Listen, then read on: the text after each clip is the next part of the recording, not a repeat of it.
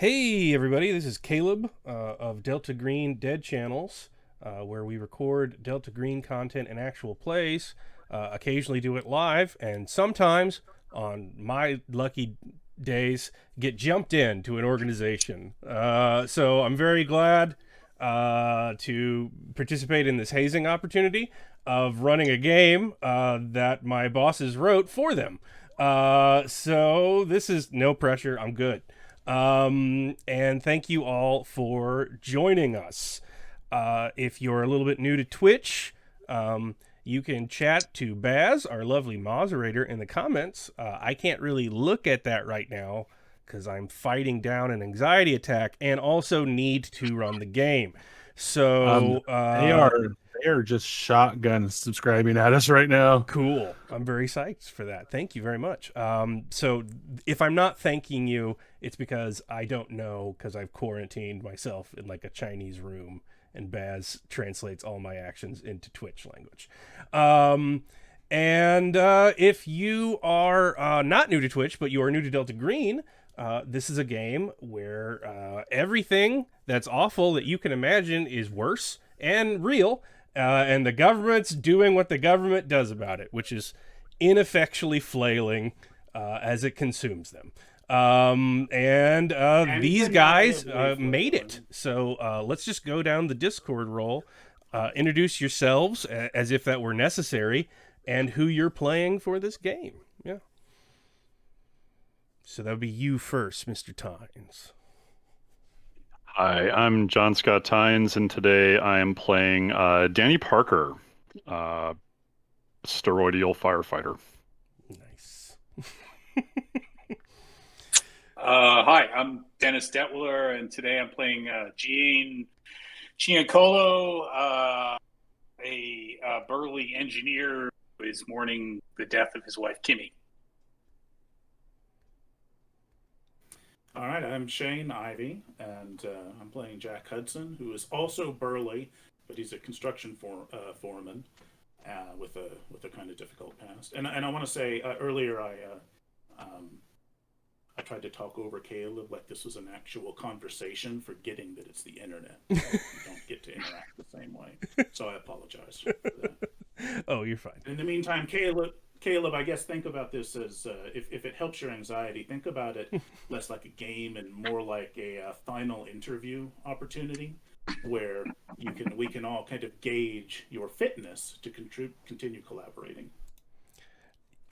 Yeah, I will definitely think of it that way. The other option was not being sober while doing it, and I definitely didn't do that during the show. And I want you to know. And last but not least, boss, who do we got? I'm Adam Scott Glancy. I am going to be playing Bill Smith, a retired Air Force lieutenant colonel, who has come to this, has grudgingly attempted to enter into this whole therapy thing because his daughter was killed during a custody battle over his grandson, who he is now attempting to take care of and not doing the best job. So, yes, and strangely enough, we have yet another burly person, only a burly person who's about 30 years past being burly and is now mostly creaky. Everything hurts. I'm dying and everything hurts. I don't know what you're talking about. I am a physical specimen, and all that is man. So with that established, this scenario is called Bereavement. I've run it before, and I'm going to run it again. It's kind of different every time, so I figured it would be interesting to run this crew through it. And I've just made a few slight adjustments based on their character concepts. But I will say this, I wrote this during COVID. It takes place during December 20th, 2020, and it is a very depressing time, and it's about very depressing subject matters, some of which really happened, that I hope I am treating sensitively for their emotional character and not exploitatively. If you don't think that I can pull that off, I completely understand, and peace out, but it is a horror game. And I just want everyone to know up front. And that goes for the players as well. If you want the new guy to shut the hell up, just shoot me a message and I'll shut the hell up about that. So everybody cool? Yep. Cool. Shut the hell up, Looks Caleb. like it. Um, Yeah, good luck, Caleb. all right. Well, you are Break a leg. first, Bill Smith, because you are called from, where are you based out of, typically? Let's see. Let's call it Omaha, Nebraska. Mm-hmm. Yeah. Actually, you know what? In keeping with this character's name, William Smith, let's go have him based out of Columbia, Missouri, since that was the birthplace of the original William Smith. So, yeah, that's right, guys. Yeah. William Smith of Red Dawn and Conan fame was born in Columbia, Missouri. Which For is also those of where you who went to Pagan school Publishing there. was born. Yeah, strangely. Correctamundo. Well, it's no That is wonder they correct. contacted you. The organization sends you an invitation to the opera, which just happens to be held at 2:30 a.m. at the Timpsy Top Off, a axe-throwing bar in Springfield, Missouri, that is closed down as a result of COVID regulations. So Okay. when you are scrambled, you are told to meet there at 2:30 a.m. by whomever your handler is. Who's your regular handler? The regular handler is Agent Jacob. Jerome. Agent Jerome. I was Agent Jacob. I make a big stink to Jerome about how I got an 8-year-old in the house now. I can't do this. Blah blah blah blah blah. I'm sure he's quite persuasive and says, "Get your ass out here, anyways." Mm-hmm. I show up. I am extremely grumpy, but I find my way inside, and I'm like, "Okay, what the fuck? You're a Bond, so I'm showing up." My former cell leader. I had to walk out of the house, leaving an 8-year-old to sleep at 2:00 in the morning. Come on, let's make this quick. What's going on? So you get there, the place is closed down. It's basically an empty concrete hallway with these little plywood and particle board hallways set up for this endlessly repeating palette of bullseyes to be cored out by tomahawks. You see a guy in a camel hair coat who should, in this cold room, just throwing a tomahawk repeatedly at a pallet on the far end. Lit only by these crime scene lights he has set up and plugged to a small battery pack. And he is just waiting for you there. And he points to the bar behind you. They still got beer on the tap if you don't mind it warm. You want any? So I'm not coming back to the house at 3:00 in the morning with beer in my breath and an 8-year-old. All right, I did. Let's get busy. All right, if you. I don't think What are you you're dragging gonna me need out to go here back for? to the house at all. This should be quick. You should be done in a day. I don't think it's a big deal, but we got to check it out. All right, let's hear it. We have inroads with them. They pretty much do everything through SIGINT now.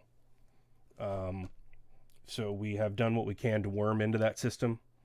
We don't have full intelligence operations yet, and full decryption status, but we can tell when they are twigged onto something.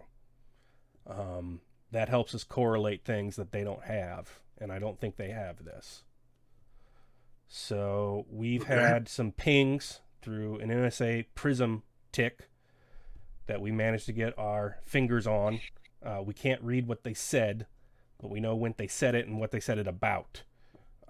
There is some sort of anomalous, unnatural activity.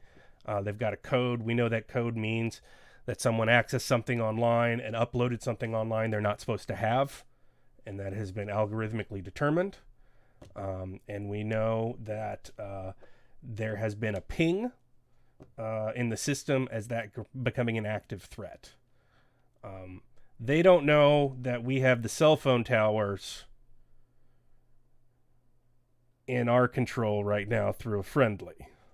And what we've managed to do is to take the metadata, which was unscrambled in that dispatch we connected, and scrub it. And whatever metadata was in there, it was identified from the same device.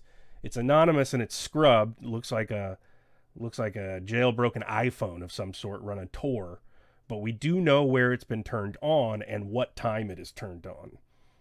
And it happens to be during the Men Dealing with Grief meeting at Lebanon Presbyterian Church. All right. We're First mainly question. concerned because then we pulled the satellites of what's on the bar there. First question. Character has an NSA background and SIGINT of 30. Does everything this guy say to me make technical sense? Yeah, they just had scrubbed metadata from photos taken. You can see the metadata because it's just strings of code and like geocache locations and stuff that weren't scrubbed from the photos. They didn't encrypt that part of the photo, and they didn't encrypt the message of what they were saying in the email about. They encrypted all that stuff, but you got the stuff that wasn't encrypted. They don't own cell towers in Missouri, so they don't know that metadata showed up somewhere else for a jailbroken iPhone in Lebanon, which is a weirdly rural town. And they've been tracking that, and he also says it's pretty interesting if you do the geocaching and mark where that guy was walking. And he's pointing. Okay. He's pointing to the footage. He's showing me this on a cell phone? No, an it is iPad, printed. a laptop. He is not making this Okay. electronic. Yeah. Okay. It is a Google Earth photo of the church from the top ground, and it is roll sand. All right, rolling sand.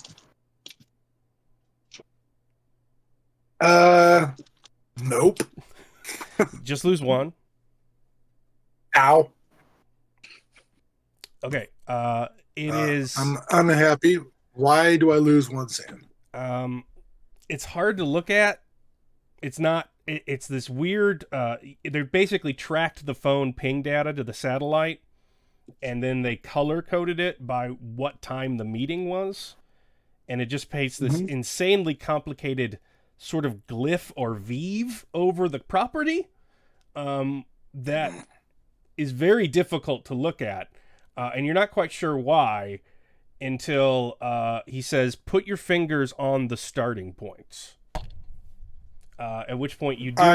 I give him an ugly look because this is one of those classic Blair Reynolds, "Hey, this costs sand. You should look at it too" moments. Mhm. So yeah, thanks a lot. Thank you very much. When you do so, you put, try and put them all on there at once. So you put them on there, and you just sort of counting as you do that with your fingers. It's your fingers, 1, 2, 3, 4, 5, 6, 7, 8, 9.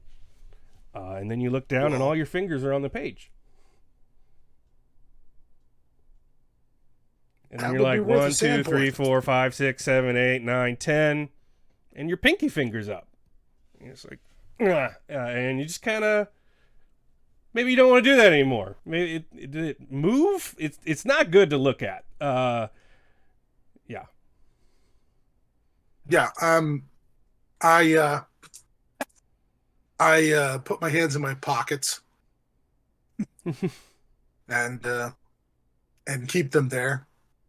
It's like, all right. It's some sort of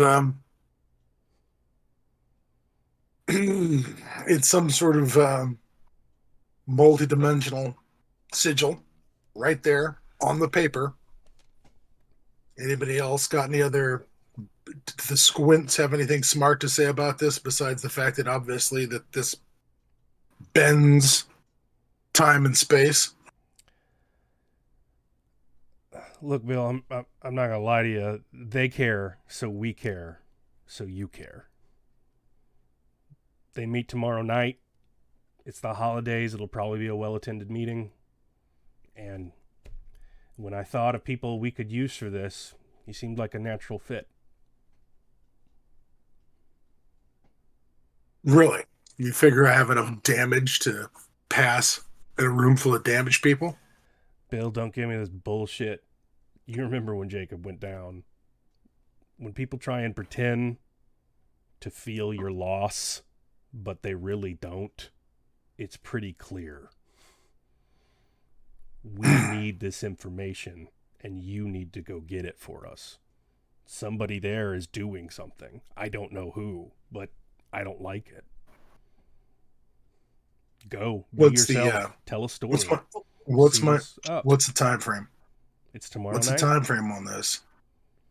I All right. I don't know. Maybe I'll it's already arrange- happened. Like, just figure out what the fuck's going on, man. Like, you're the investigator. What do you want? Should I get the other guy? Should you call in sick? Do you think we're particularly overstaffed at the moment, man? Like, what do you think I know about this shit? Yeah. Quit panicking. Quit panicking. Yeah. Maybe you need that beer. Yeah, Jerome's a knows I little need younger one than now you. that you- He's not of the old school. Like, but then again, that guy's dead, so. So again, I asked the question. You don't think they have this? Any reason why we're not passing it on to them? Well, Besides the fact that we're bitter old men who don't like the fact that they get to do all the cool stuff now, and we're supposed to sit on the sidelines and fear. look, man, I don't know how you voted, but I don't want to get in a political thing, but you watch the news lately? You trust the government to handle it? They're gonna really take care of it, huh? They can't deliver fucking hand sanitizer to a hospital. They're gonna handle this one with kid gloves. Yeah, well, Our way is better. I'll be there. Now, what am I doing? Am I coming up with information or am I resolving a problem? Is this an action or just a piece of work? Come up with information and then call. It's a church group with multiple members. We looked at it. Cars show up every week at the same time. I mean, it could be Now, a this crazy ass cult, geocaching- but they're just doing regular services and they're Facebook living them if they are. I don't think it's a group action. I think it's a single actor. Find out what they're doing. Now, the Yeah. geocaching. This is from this geocaching is of movement that created this pattern, created this sigil. This is foot traffic. Do we know? Yes. It was at speeds right. of walking. The same All right. capture data was in the whatever the other group found that concerned them so much. It was captured with the same device. It appears to be only turned on either to upload to whatever they found or to do this pattern thing.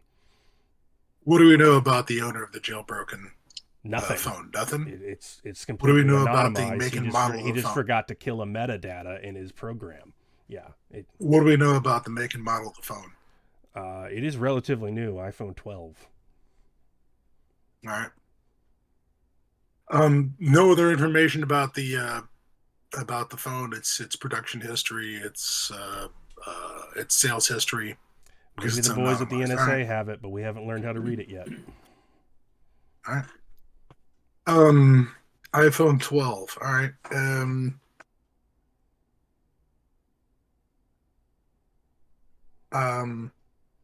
And the geocaching information doesn't include anything about when we're looking at the start of this this meander around the building.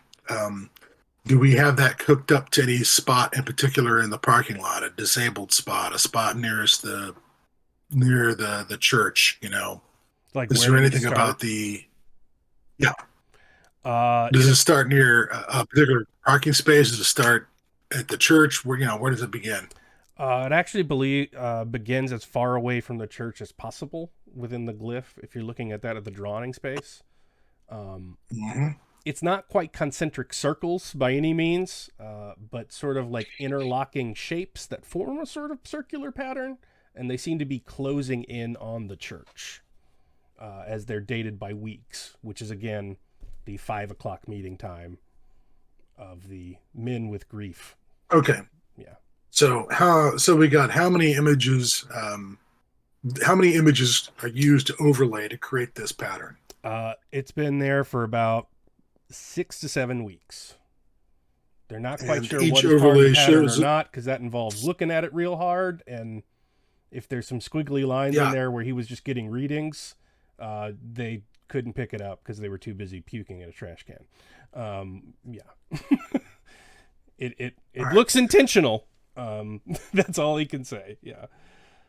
Right. This meeting is once a week, same time, same place. What's the Farmer's Almanac got to say about horrible shit like whether or not Forhalmut or uh,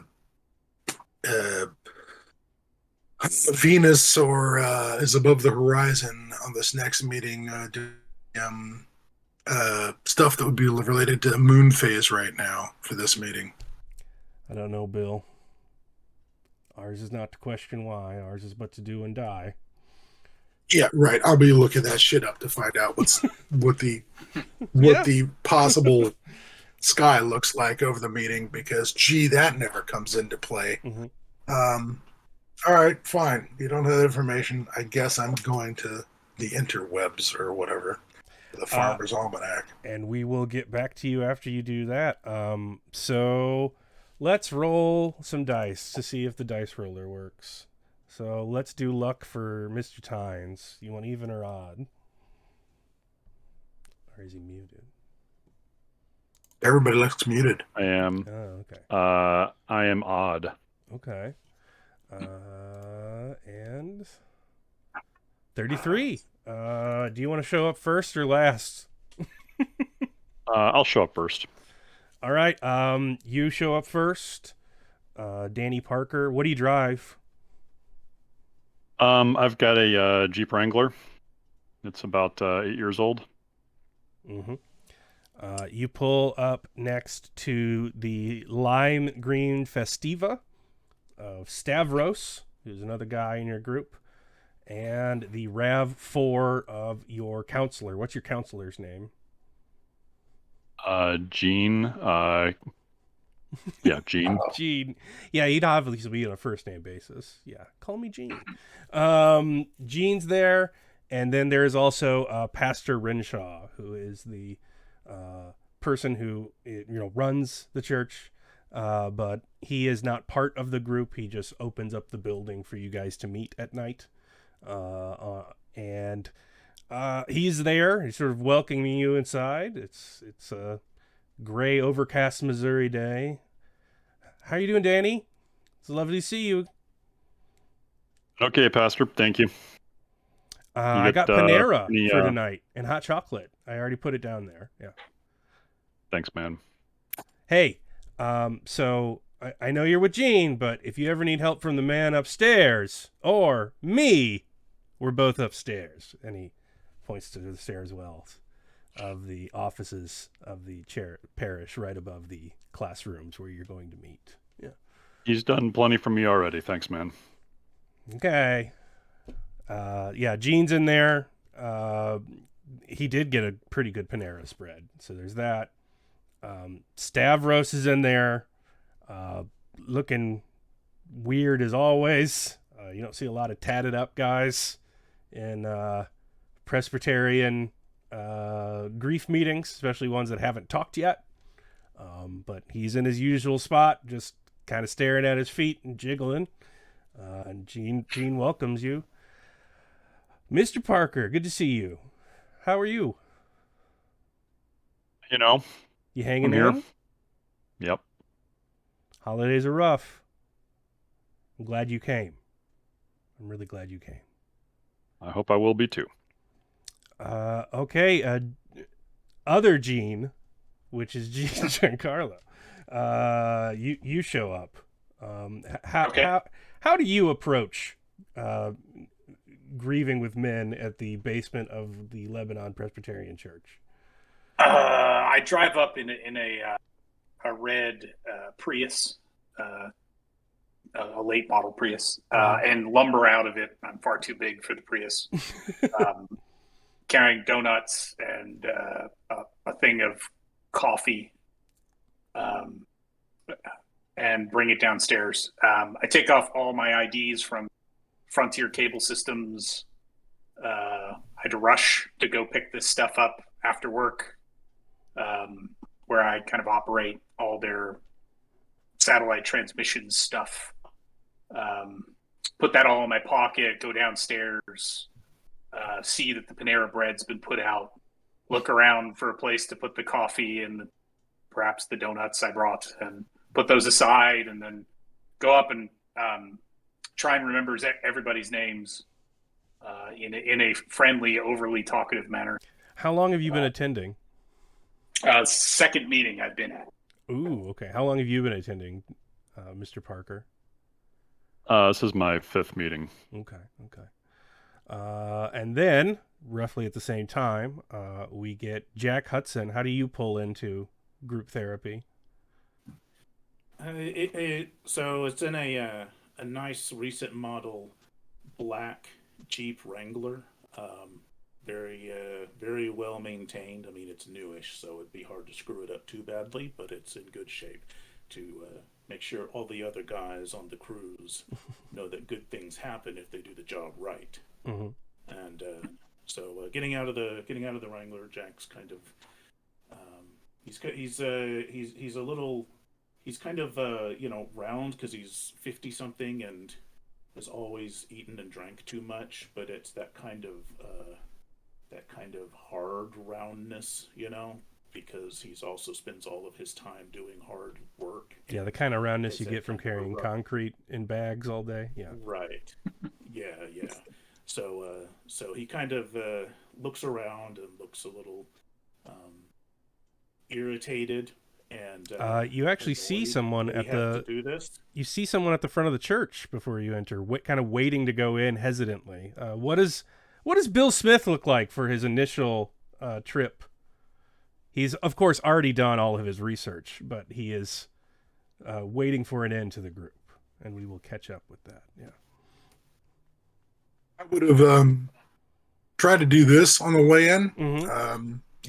I'm happy to be out there in front of the place. My initial idea would be to show up way too fucking early. Oh yeah, you've been there the whole time. You saw all these guys walk in. Yeah. And try and get an idea of without entering the building, exits, things like that.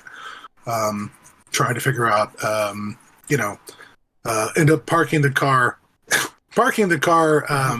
in a manner so that I can drive immediately out of there's no reversing out of the parking space. It's you reverse into the parking space, nose out, all the standard paranoid investigator nonsense.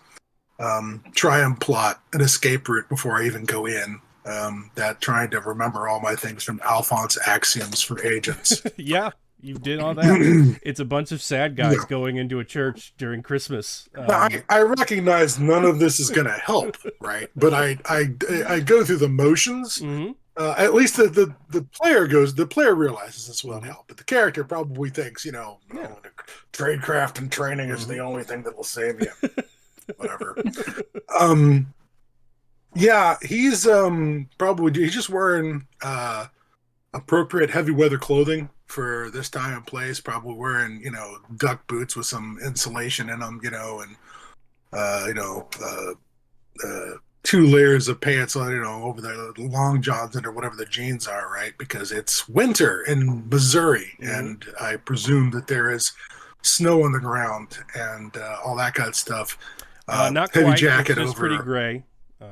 Thank God for global warming, but no snow in the sky. Just kind of cold. Hooray! Yeah. Hooray! All my joints hurt. It's fabulous.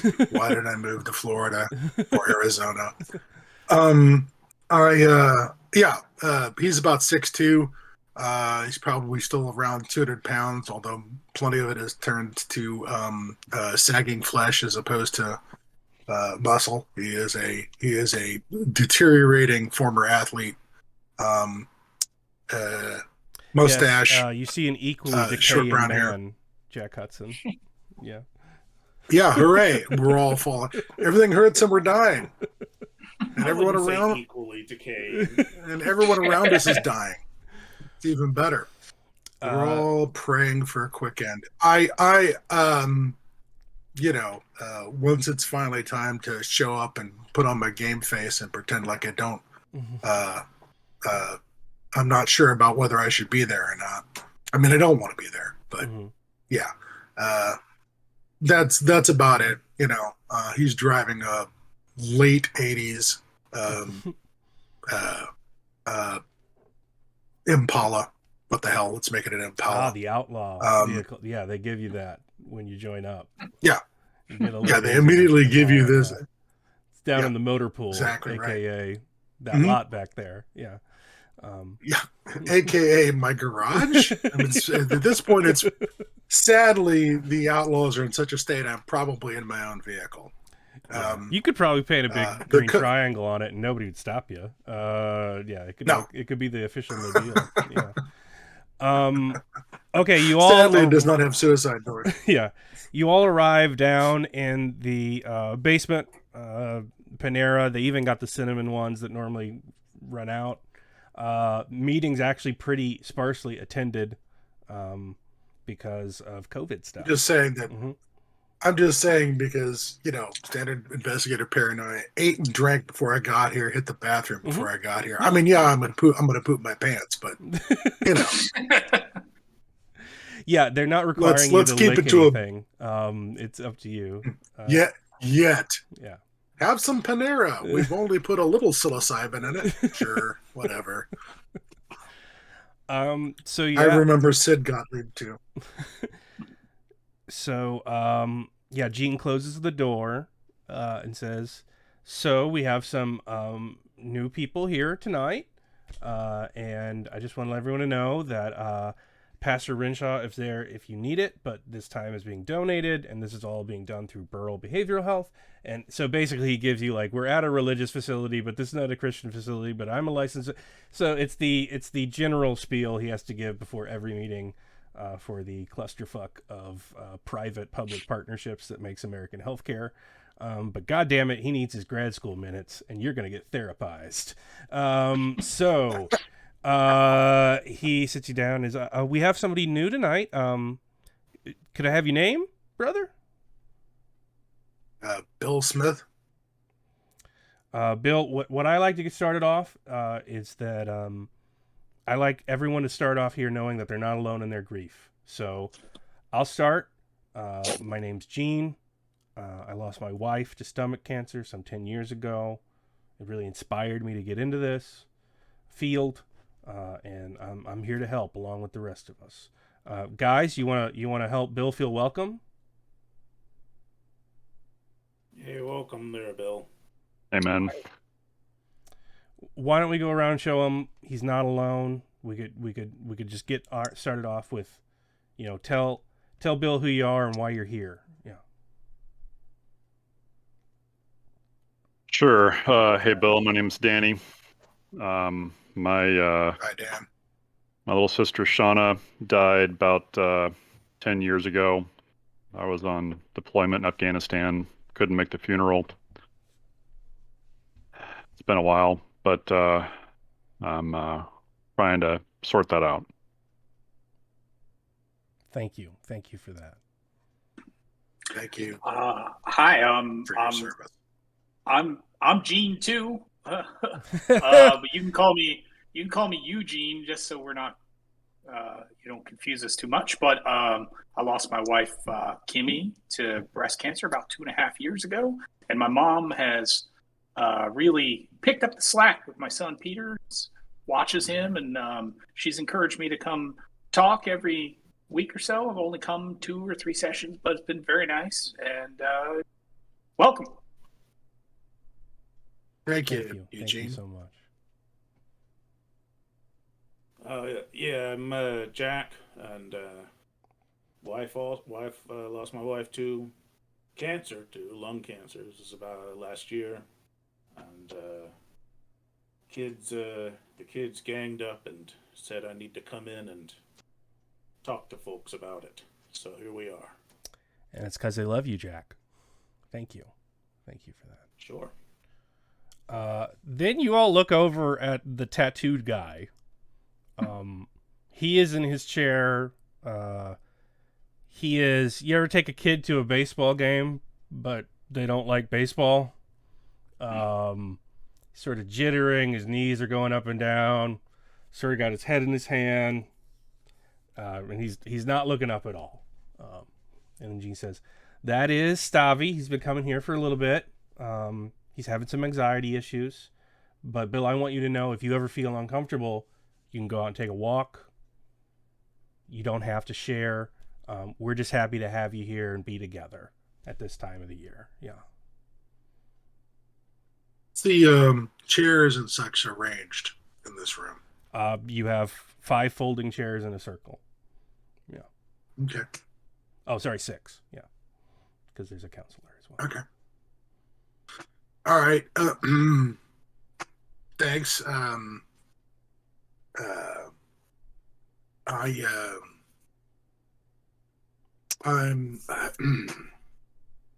having to lost my daughter last year, and I have had to take over care of my grandson Leo. I wasn't the best parent the first time around,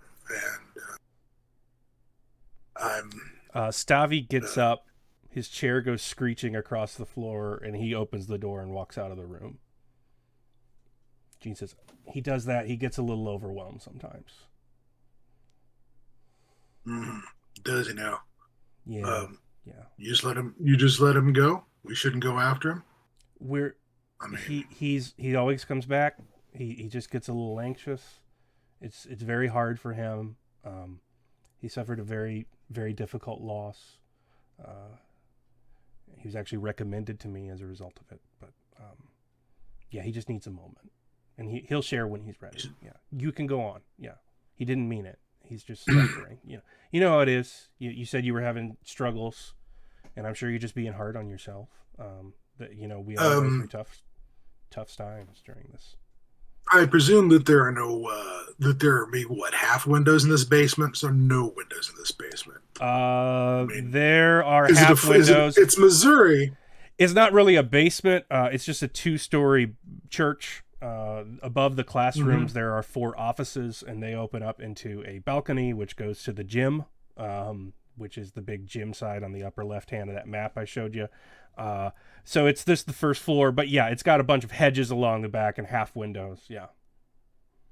Okay. I presume the hedges block my ability to see whether or not Stavy is wandering around out there past the windows. No, not unless you follow him. Yeah. Or unless he walks right by you. Okay. Yeah. All right. On that map, Caleb, which room is our meeting in?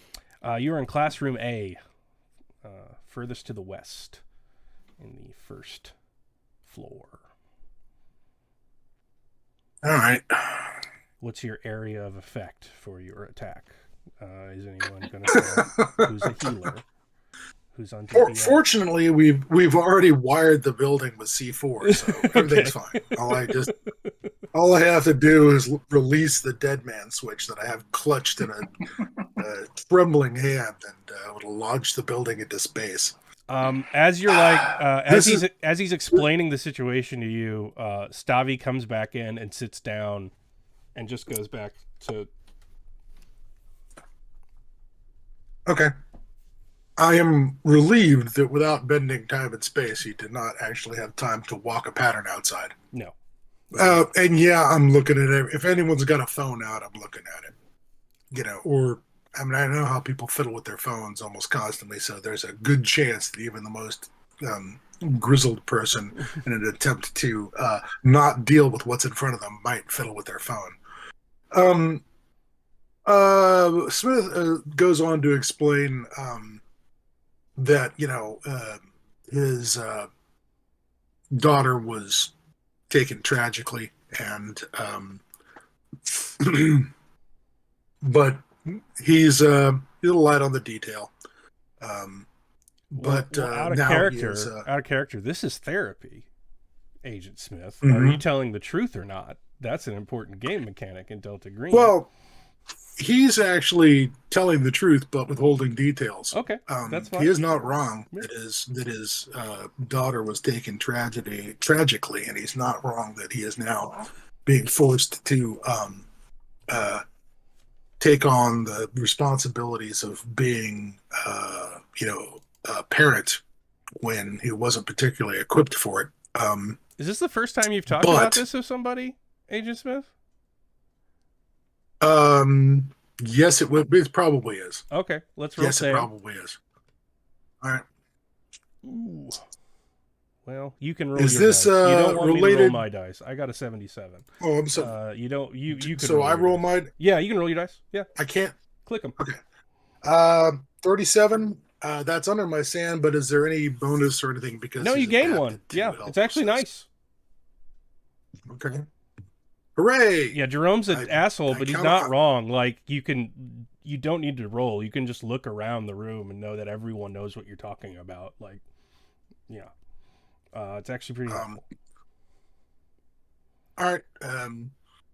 He unloads about the base. He unloads first layer of information, but he's still fairly cagey about the actual details of his daughter's death.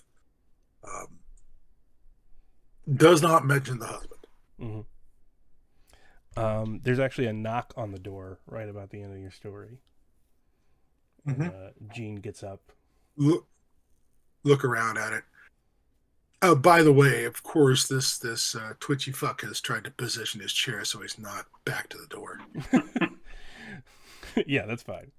Yeah. I get it's not going to help. Yeah, I'm just yeah. saying I it out understand. loud so he can pretend he died smart rather than died stupid.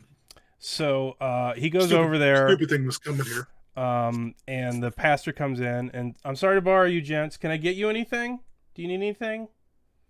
Danny, Gene, other Gene, mean Jeans. I take a moment to point out how nice I am by standing up and pointing at the stuff that I brought, as well as the bread or the Well, snacks. That's why they call him Mean Gene. He's so nice. But feel free to take whatever you need. Oh, great. I just wanted to let you all know, I was listening to the radio upstairs, and it seems the weather's taken a turn, and we might get some flurries coming our way. So if you got your window, he is practically bowled over as Stavi gets out of the chair and goes running out and goes past them and goes into the hallway. Oh my! I'll kind of shake. Oh, he must have his windows open. But anyway, yeah, get my phone out and sort of start fiddling with it in, mild exasperation. Mm-hmm. Is there any It's, meat whatsoever, Not like in an the iPhone snacks? 12, but it's recent. I don't know. Did Mean Gene bring some meat? Like, No. Cold cuts or No. like, is it all No. carbs? yeah, it's all Donuts Yeah. and donuts and coffee. It's real teacher in Yeah. service in here, man. It's just carbs Yeah, and sugar. okay. Yeah. All right, this fucking shit again. First, my fucking family members died. Now I can't do. I keto. take a look at the cell phones that come out to check the weather. Do any of you have an iPhone 12? Maybe the guy who has Android it. all the way, baby. Oh, okay, Android. Yeah, you don't see it. Okay. Are you guys Who took staying in who a group? besides Jack? Who took their phone out to check the weather? That's up to their character. Yeah. I did I think I not. only heard Jack say. I think I only heard Jack say did it. All right. He gets a check next to his name. All right. You continue with group. Unless you guys are going anywhere, the pastor just wanted to let you know there's something going on outside. Yep. Again, the dumb thing is thinking that any of this will matter. It's all about looking at the decorations and down here, looking at the things on the walls, looking at the posters. I am presuming that I'm just seeing a whole lot of typical Lutheran, stuff that would not be out of place in a Lutheran church, and I can throw some anthropology and occult at that problem. If that's Yeah, what do you required. have? Not great. I think my anthropology is only 30, and my occult is 40. Anthropology, you can roll it. Let's see what you get.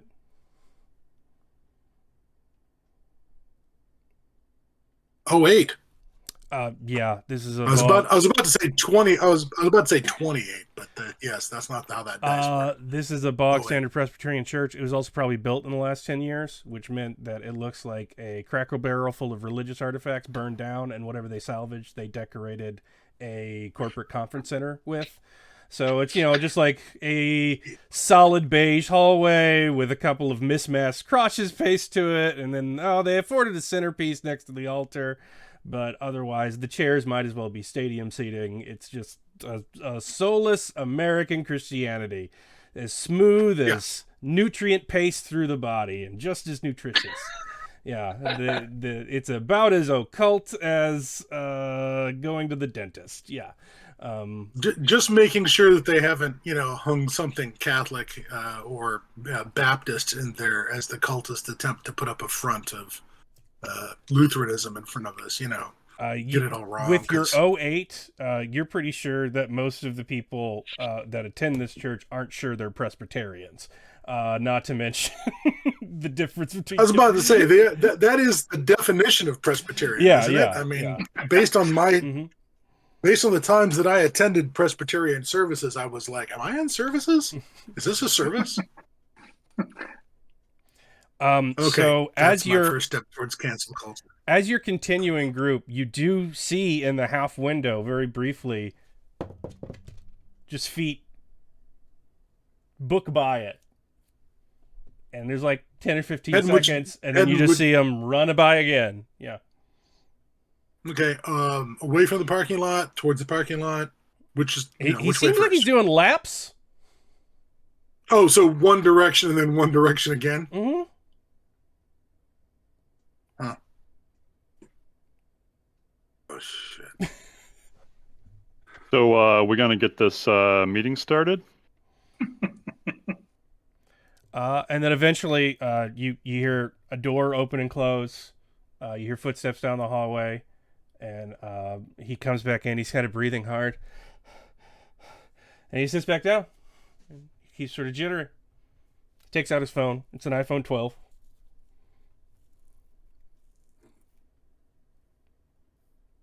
I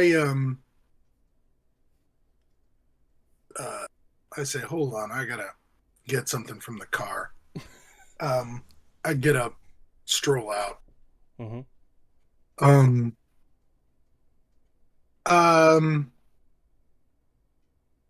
What I'm looking for is when I get up and try to stroll out, is there any way I can wander? How close can I get to Stavi to take a look over his shoulder? Oh, very. He sits right next to the door, so he leaves pretty often. Small bladder, that's Stavi. Okay. Yeah. I attempt to look at his screen on the way through. Get a look at what's going on it. It's a picture of him with a woman. They're smiling. Mm-hmm. He's looking at it pretty intently. Okay.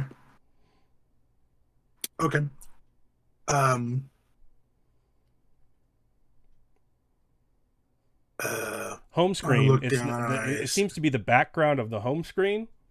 And either he's not on the right page, or there's one app on that thing. I was about to say, is there any obvious apps that are on the home screen? Oh no, you see a very full picture and then like a little hovering folder. So he's either extremely organized, or that might not be his everyday phone. Yeah. What's is there any markup on that folder that I can see? Any title? No. Interesting. So it's an unmarked folder. Mm-hmm. That's fantastic. Now, are you still looking at it, or are you trying to be surreptitious about this? Because no, I was trying to be reasonably surreptitious. Yeah, you're reasonably surreptitious, but yeah. I doubt that if he he looks up, he's going to catch me looking. Mhm. Because I just don't think that's I've checked my stealth score. It's not great. So I'm sure if he looks up, he'll spot me. The question is, though, we're talking about a nasty, gray, wet, cold Missouri December. Mhm. Is he coming back in with mud on his shoes? No. Appears he was just going around the parking lot. Okay. I trundle up the stairs.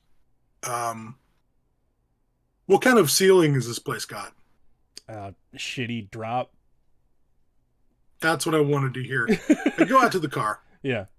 Um, Roll Sam. I pop the.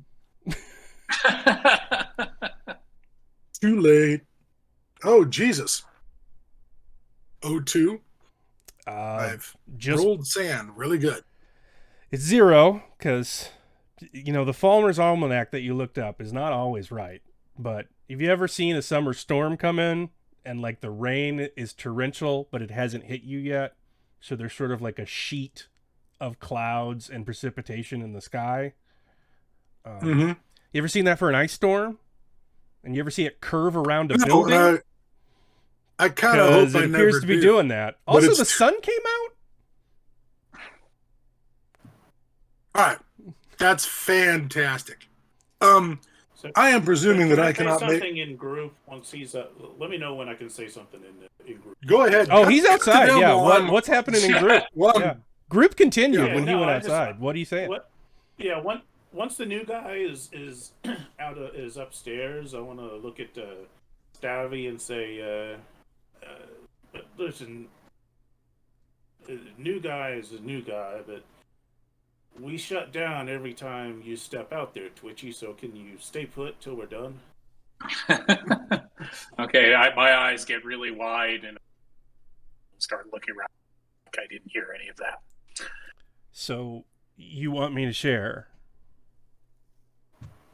No, I just want you to stay put so the rest of us can get this meeting going and over with. Well, if I stop the going meeting, on I'm obviously time, part on of the account meeting, that we right? all have- And if I'm part of the meeting, I should share. So, Gene, can I share? Oh, by all means, I don't care if you share. Share away, buddy. So bargaining's part of this shit, right? Right? That's what you're supposed to do here. It's bargaining. That's part of it. Five stages I'm of kinda cultism. I'm looking at the facilitator Gene to sort of and kind of motioning like, well, get in on this.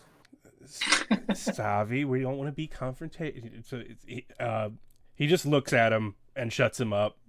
Stavi's a very scary looking gentleman, compared to what Gene is used to. He doesn't seem to be threatening though. It's just his time to talk, and he just.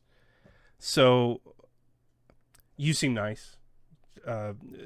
Mean Gene, you seem like a nice guy, right? You want everyone to love you, right? You'll sacrifice for the group. You'll make sure everybody's comfortable, right? So you probably want her back, right? A lot? What'd you say you would give? You're talking to me? What did you say you would not... give? When you looked up at the ceiling and she wasn't there, what did you say to the darkness you would be willing to give? Well, I don't know that I'm comfortable with this, Gene. So I'm now looking at the other Gene, going like, I think you should. Parker, step what in about now. you? What about you? I gave enough already. I'm just here to talk. Enough. Thank you for your service. Yeah, you gave enough, but you said you'd give anything. That's what you said, and don't fucking lie to me. I said it. Fucking Godbother upstairs said it. Everybody fucking says it. But you didn't fucking do it, did you? You didn't give anything.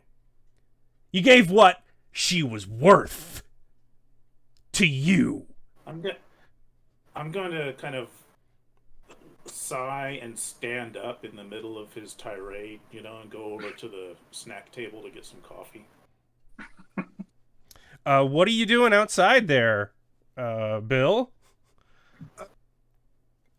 Well, I am redecorating my shorts, and I am thinking about the shotgun that I was going out to the car to get, and then place inside the drop ceiling at a place where I could pull it down later. But it doesn't sound to me like I can actually get to my car by the ice storm surrounding the building that you're describing, or even if I can see my car. Did you park in the parking lot? Yes. Even it's actually right around the parking lot where that extreme whirling storm is just it's going to hit you any second now. Just man, it's really coming in. All right, so it's seconds, so chances of popping the trunk, even though it's the car, is going to be close to the Oh, no, entrance. it's actually not moving towards the car. It's just staying there, but, like, it's going to close in any second now. Look at how fast it's whirling. Just doesn't seem to be getting closer to your truck for some reason, but that's got to be wrong. Go to, hence the sand point. I run to the car, pop the trunk, pull the shotgun out. It's run back to the building. Hopefully it's not closing in on me. No, it's not, actually. In fact, seeing around the corner of the building, you see it's not closing out of the building from any direction. And just sort of a interesting, familiar cardioid shape around the property that you remember seeing on a Google Earth map. Perhaps involving less than all my fingers. Yeah. Okay. Or more. You never were quite sure about that. Yeah. I go ahead and find a piece of drop ceiling that I can poke out of place with the barrel of the shotgun, and attempt to if I can find a plastic chair. You said there were plastic chairs in the seatings. I'm looking to stick this in under the drop ceiling, near the entrance, or at least since I'd have to come in on the first floor. The drop ceiling doesn't, I presume, is not in the basement. I presume it's on the first floor. I try and stash that up there. Yeah, it's an empty church. I make sure that, I fiddle nervously with the revolver and put it away, and then go back to the meeting. All of you can roll alertness. If you would. What do I arrive in the middle of? So you Danny hear voices is on down his the hallway. feet. Yeah. Danny's on his feet and across the room. He's about 5'6", built like a tank, really fast on his feet, and he is in front of Stavros, saying, "Don't you fucking tell me what she's worth. I know what she's fucking worth, man. You keep in your fucking lane." I take a few steps back. I'm looking horrified at all of this and slowly recoiling in my seat, even though I'm a generally big guy. I roll 26 on my 20 alert. I don't notice anything, but I'm horrified by this action. Yes. I'm not noticing anything down the hall or whatever. No, I fumbled alertness, but I'm coming back to the chair and just to sort of sit down and watch the increasing tension with, it's finally a little bit amusing at least, and probably fumble with the chair and it squeaks really loud, and that's why I got a critical failure. Yeah, he's just laughing in your face, Parker. What's so fucking funny? You don't have to know. I did it for us. I know what it means. She knew what it means. You got to make your own reality, man. You're going to thank me. Well, I hope I don't come back in the middle of you got to make your own reality. I did it. It depends on if you made your alertness check. Oh, all right. I'll attempt an alert. Let's check. No, not that time. At 82. Oh, yeah. You definitely heard him say you got to make your own reality. Yeah. Okay. If it was possible to poop more, I do. Come down the stairs into this, or rather, come into this classroom. Hear him talking that shit. These two are up in each other's face. Not Dennis, but Gene or Eugene. Mean Gene is attempting to become one with the chair. Yes. And I guess Jack is leaning back in his chair with his hands behind his head, like he's finally seen something interesting come on the television. Well, he's got his coffee and it's sort of sipping that. What's Facilitator Gene doing? He's pretty stunned. He did not expect it to go that south that quickly. He's trying to talk, but Stavros is up and he is headed towards the door, trying to walk past Bill Smith. Has Stavros previously in another meeting talked about who he lost? Do we even know that? You do not. It has been mentioned briefly by Gene in passing, but he has not wanted to violate Stavi's HIPAA rights, and he has not deemed to share in group therapy. Yeah. All right. If Stavi's leaving again, then I just head back to my chair and say, let's fucking get on with this. Okay. When I come in, I was like, give him a little, toast to that. fellas, you're gonna need to come out and see this right now. As Stavi pushes past me, I let him go, but turn around to watch him go. How fast is he leaving? Full dead run. Not dead run, but like walk. pretty frantic. He seems to be like walking around searching for something. Like, you ever feel like you let your pet out? Like, you're afraid you left the door open, they skittered out, and you got to see where the cat's sleeping. And like, as you go, you get increasingly faster. Yeah, he seems sort of frantically pacing around. Okay. He's checking all the classrooms. He's trying to open doors. Yeah. Hey, Stavi, you might want to take a look outside. You might be interested too. Yeah. You have to show it how to see. I want to sort of raise my hand and say, hey, new guy. I think one of the rules around here is that we have to sort of share our attention and not be too disruptive. Am I right about that, Facilitator Gene?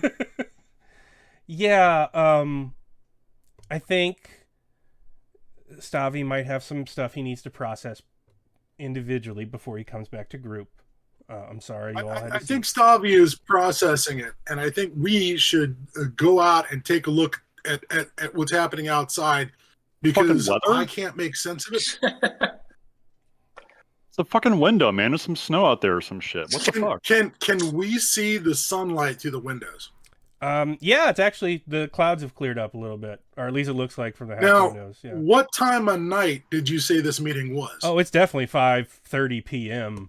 in the evening. Yeah, in the dead of Missouri winter. Yeah. So the sun should be down.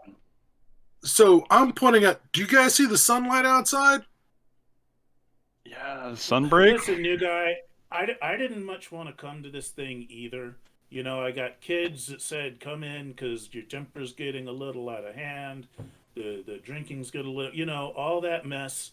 So I said, you know what? All right, fine. Calm you down. I'm coming in. But you don't want to be here. That's all right. You don't want to be here, but you got to rein it in a little bit. All right. So, come sit down and let's outside. You hear a scream upstairs. Is up. Get the fuck away from her! Don't look at her! And you hear a crash coming from upstairs. With this guy. I pulled out the door. Okay. So I'm first one. Or I try to be. I'm old and stiff. Yeah, you're gone. Yeah. Got much. Yeah, I'm right behind him. It came from above you. Are we gonna get Facilitator Gene? Do we get? We get credit for this, right? I'm just gonna go. I'm gonna make sure Stavi's okay and check on the weather real quick. You guys stay here. I'm just gonna go check. Stavi's been hitting the crack pipe again. You can tell what Stavi's up to. Okay, I just want to make sure when I go home, I can tell the kids. You know what? I went to the meeting. I did my part. I will sign whatever you need me to sign, Jack. Just let me take care of this. Nothing. I just want to make sure we're on the same page is all. Yeah, he's when Facilitator. Yeah, when he leaves, I assume there are multiple exits. Yeah. That map is the blueprint. Yeah. Okay, so I quietly stand up and sort through my keys, and then go to the door and take another exit.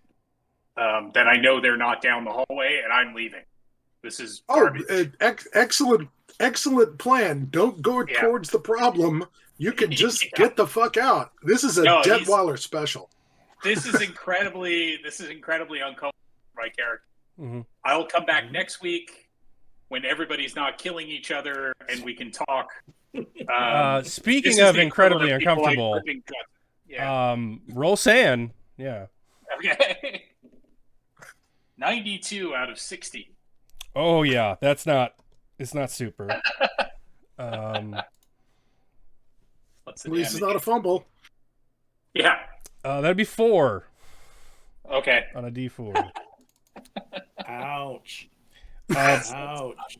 That's That's like that should be a freak out just this side of a Yeah. full blown. So I'm Leaning into dropping the my night keys panic attack. on the cement steps outside after pushing the door open, shaking my head like, I've got this all figured out. I'm going home and this is going to be fine. And now I'm staring at the clouds going, the fuck is yeah, the happening? sheets of ice and snow whirling around you, you'd think if it was like held back by an air pressure system or even like a force field, you would see it bounce off of something. The wind chooses not to move past a border. Just like the sun shines above you bright enough that you can't look at it, but you can't make out a circle up there. Like you couldn't squint, like you're not getting the spots. It's just kind of bright. And yeah, it's very odd. Upstairs, I assume you, Carter and Parker are running up to the top floor. You see Pastor Rinshaw down in the hallway, his head bleeding. And you hear footsteps down the hallway. And you also see that one of the windows, the exterior windows to the upper floor of the building, has been broken open in one of the offices. Yeah. And glass on the interior. Yes. Oh, good. They're coming Good. in from outside. I go check on the pastor. I'll do first aid if he needs it. Yeah, roll it. I got a 70 and I rolled 32. Yeah. You get him conscious again. It appears pretty improvised. You can see the chintzy, Veteran Administration's thrift store cross that got busted across his head by somebody. It's in splinters all over the carpet. And he's, what happened? Pastor, who hit you, man? It was the tattooed one that never talks. I heard a noise and then I saw.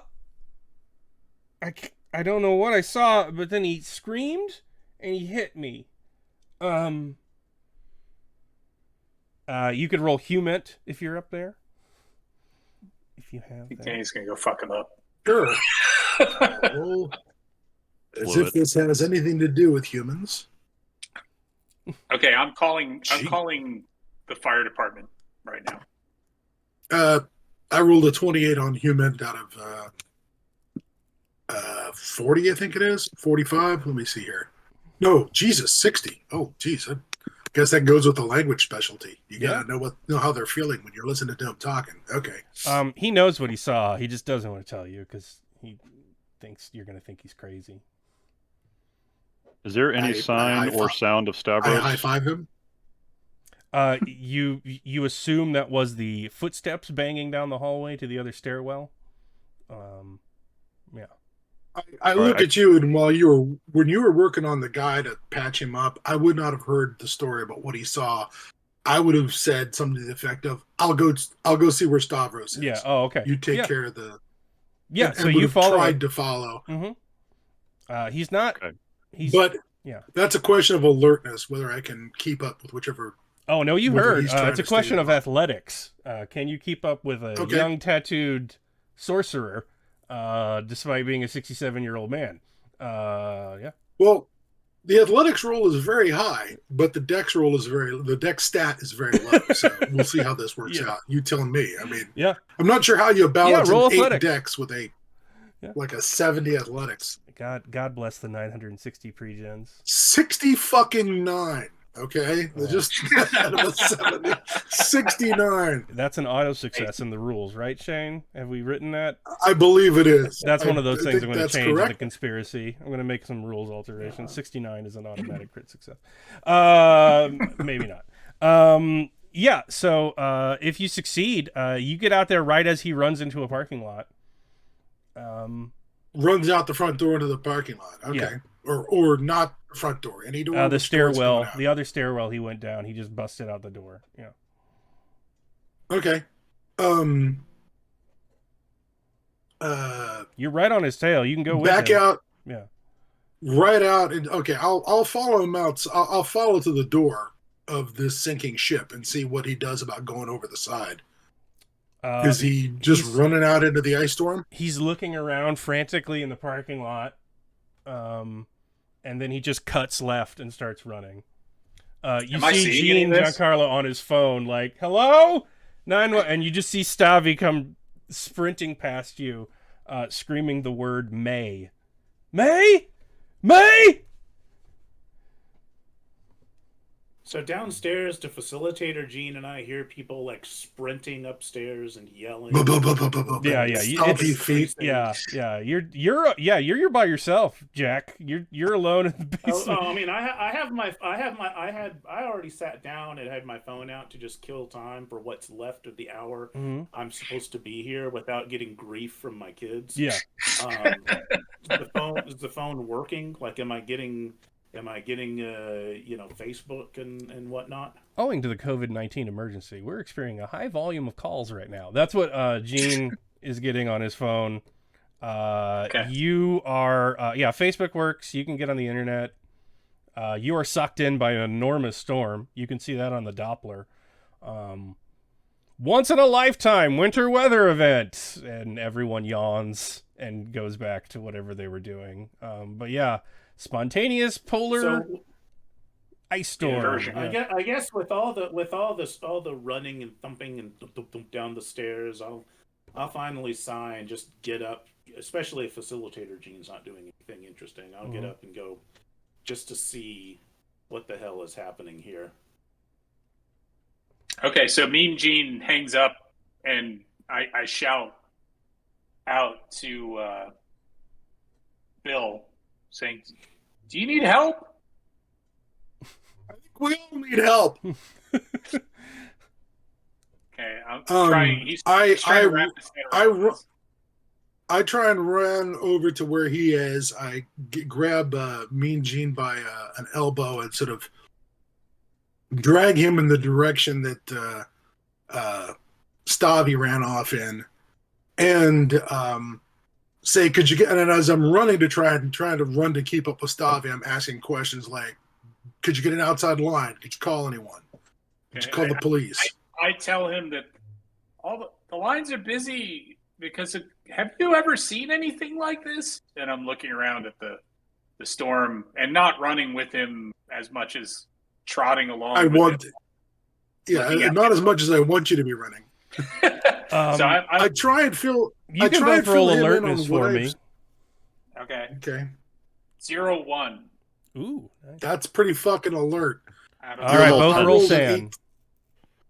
Roll sand? Okay, I rolled an 18, so I get to roll sand. Hooray! I don't want to. 84 out of 56. God damn it. 46 out of 45. It's still a fail. Doesn't matter how high you roll, it's still a fail. Oh my god, the dice roller hates you guys. So that's 4 for Glancy, and then I think Gene's gonna fight, flight, or freeze because that's 3. Yeah.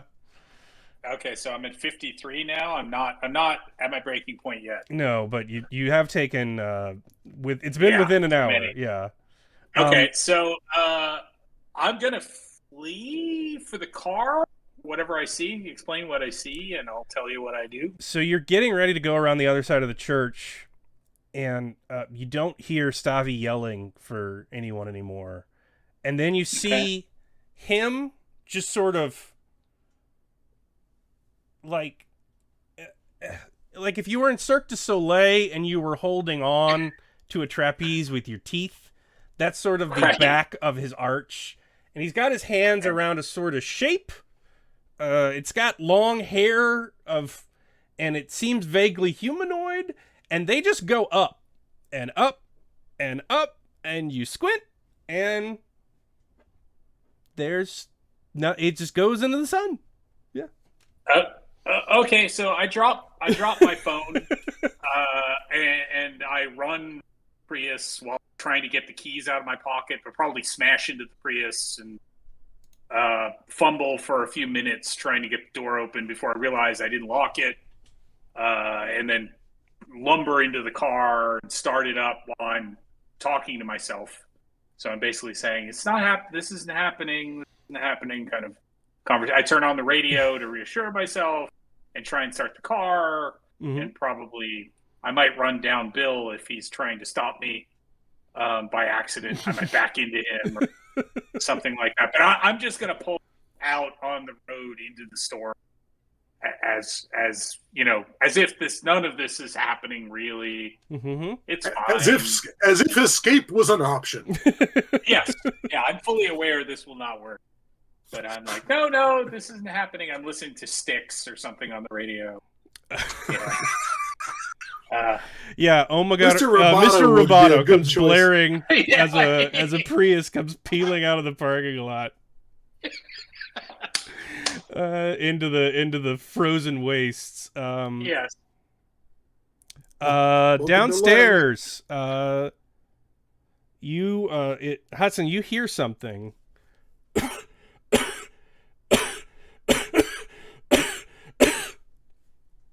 Roll sand. Okay. Can I tell who's doing that? Oh, you know that cough. That's a You success remember on sand. every second of that cough, every late morning, every single one of them. Yeah. Okay, so with the success on sanity, I'm kind of Can't be right. tamp down on the chill that's coming up my spine and look around and say, whoever's fucking around, knock it off. And try to keep heading upstairs, like, you know, ignoring that shit. It's coming down from the other classrooms. Plural. No, that's that's not happening. Okay. So Okay. I'm going to where all the craziness is. Oh yeah, you go upstairs. You losing see Parker sitting with Pastor Renshaw. So this Okay, building that's obvious. looks pretty code Obviously compliant. So who I'm gonna was find a first aid kit, bandage up the pastor. Does he need like an ambulance? Like how bad is he hurt? He'll probably be okay. He got banged pretty hard. All right. Okay, I'll make sure he's patched up with a first aid kit, and then hey, I don't know where Stavros went, but that new guy chased after him. I have no idea where they went. Maybe he was trying to protect me from myself. I don't What do you know. mean? But was it the meth head that did this? Yeah, it was there that tattoo of Stavros. I heard a noise, Oh, for and there God's was sake. someone in the office upstairs. So I left, and I went, and I thought I saw someone, but then Stavros was behind me, and then it was. Well, it can't be right. It was You know, of course they did. I'm gonna go around. He him looked up. an You awful just like sit by- Reverend Falwell. Just Jerry Falwell? what? Senior. I know it can't be the case, but the man who broke into the office looked a lot like Reverend Falwell. And then he yelled at me and hit me, and that's the last thing I remember. So Stavros didn't Kinda hit you, the look at- tattooed guy? That wasn't him? Yeah, he did, Hit him with a but cross. he didn't break in. I was looking, and then he came behind me.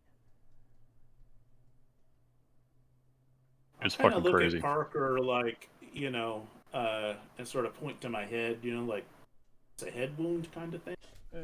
Yeah, you know, Pastor, why don't you just get to your office and take a seat? Just get some rest for a minute, okay? You're probably in shock right now. All right. Let's see what Mean Gene's out doing with his drive test. This is Okay. One question. Oh, yeah, for the, one question for for the you, yeah. handler. for the handler. These poor bastards moved from the hallway into the pastor's office to sit him down to get uncomfortable. Is that what's happening? Because there's that window, and what's going on outside that window? Yeah, that's with true. We should have a pretty good view outside. The sunlight and the nasty is out there. Oh, yeah. Yeah, if they look through the window, they can see that. Also, that's a second-story window, so... 99... Yeah, I think the pastor's, like, got a, concussion or something. Like, he's not making sense. Hold on, I got to wreck So- Dennis's car. All All right, with a 99, you are barreling ahead with that zero visibility, deep frost, and heavy fog on your windows, because it's almost as if the temperature near the church was much higher than it is outside of it. And that's why you don't see other Gene's car, which you rear end at speed, where it has gotten stuck in the ice. Hoping that he hits all the cars in the parking lot, thus marooning us with a 99. There's a way for him to just never take his foot off the brake and careen around the parking lot until he is immobilized. Sigil in the parking lot. I crack my head on the Yeah. the airbag deploys. Yeah. You take Rock my head back and forth. You take much? 3. Yeah, we'll cut back to you. What are you doing, Agent? Well, I suspect the first thing I'm doing is reholstering the revolver I pulled to no effect because it was out of sight before I could draw a bead on it. Mhm. I get bumped into by Mean Gene as he runs past me, dropping his phone. I decide that since people are being sucked into the sky, that maybe I should be away from the sky. So I'm going to go back inside the building by the nearest possible entrance. Hopefully not jumping face first through one of those half windows, but I'm going to find a door quickly and get the hell inside and run back to the only place that I was sure anyone was, and that was the pastor and Danny Parker. All right. When you are upstairs, you come up the west stairwell. You see that the pastor Renshaw and Parker and Hudson are up there helping. And then all of you here on the east stairwell, where good old Jack Hudson came from, footsteps coming up the steps. But they're like timed weird. It's like,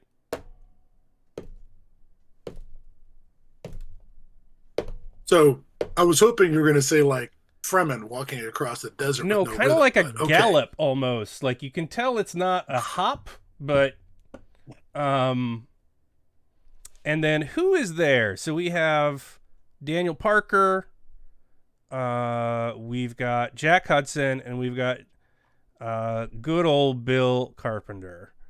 So where are we at there? So I want to say I think I've been sort of assiduously not noticing the strangeness that's outside, so as not to have to think about that or make a sanity roll for it. And I'm gonna say that sounds like the crackhead already. I'm gonna go round him up. Hey, keep an eye out, man. That guy's It's dangerous. not Stavros.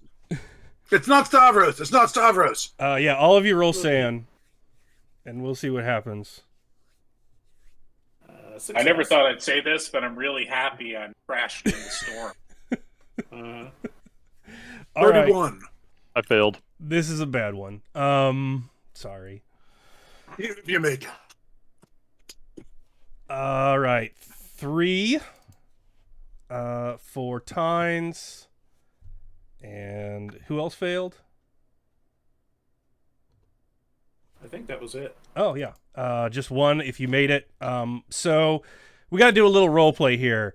You were 56, Danny Parker, when you learned of the Deepwater Horizon oil spill. What were you doing? What did you see on TV? I'm 35 now. Oh, sorry, I got my date wrong. You were 35. I looked at the wrong one. Yeah. What were you doing? Yeah. Deepwater Horizon oil spill. What year was that? That'd be in 2010. Thank you. Okay. I was back from Afghanistan and was like a trainee firefighter. So I was probably at home at that point, just like dorking off, watching TV. News coverage, burning oil.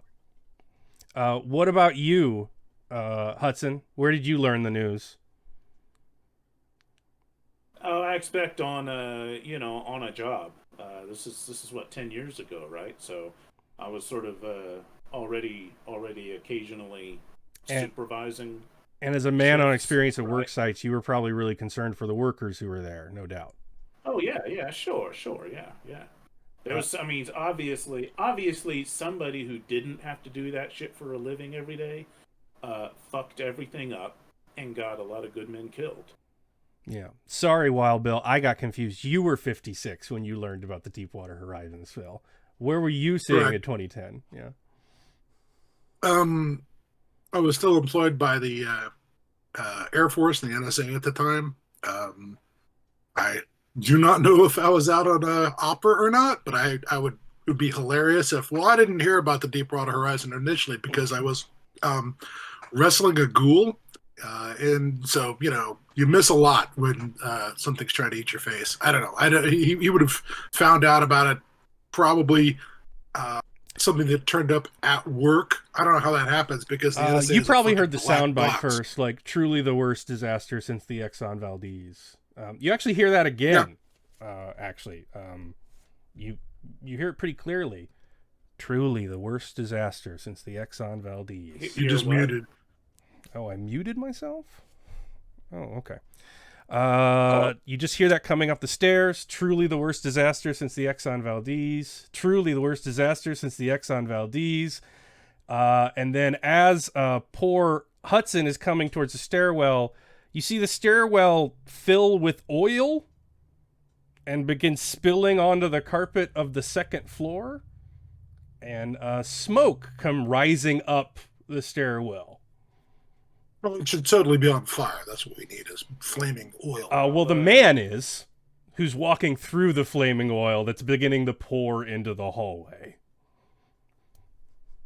Okay, so I'll take a couple of steps back and then say, "What the fuck? The fuck is going on outside? What the fuck is going on out here?" He's trying to talk through the flames, but all you hear is as he's coming towards you, and black smoke is filling the top of the church. Yeah. Okay, so I'm a fucking firefighter, and Flank it. this guy's on fire. Mhm. So if there's a curtain, if there's anything I can just rip off and go try to tackle this guy and get him out, I'm going to do it. Mm-hmm. Anything like fire extinguishers in the walls, anything like the fire hose wrapped up in the recessed box, or whatever. On the side. There's an extinguisher Anything like that. down the hall, yeah. Um, Midway between you and Hudson, because you're still coming from the west stairwell, yeah. I run to the extinguisher and pull it off the wall, pull the pin on it. What'd you get on that roll, Tynes? What do you want for this, athletics or what? What I don't know. You're the firefighter. What do you tackle oil fires with? Well, the dude. Athletics, I've got a 60, I rolled 20. Yeah, you lay right into him. Roll sand. That'd be a failure. Okay. Let's see what that is.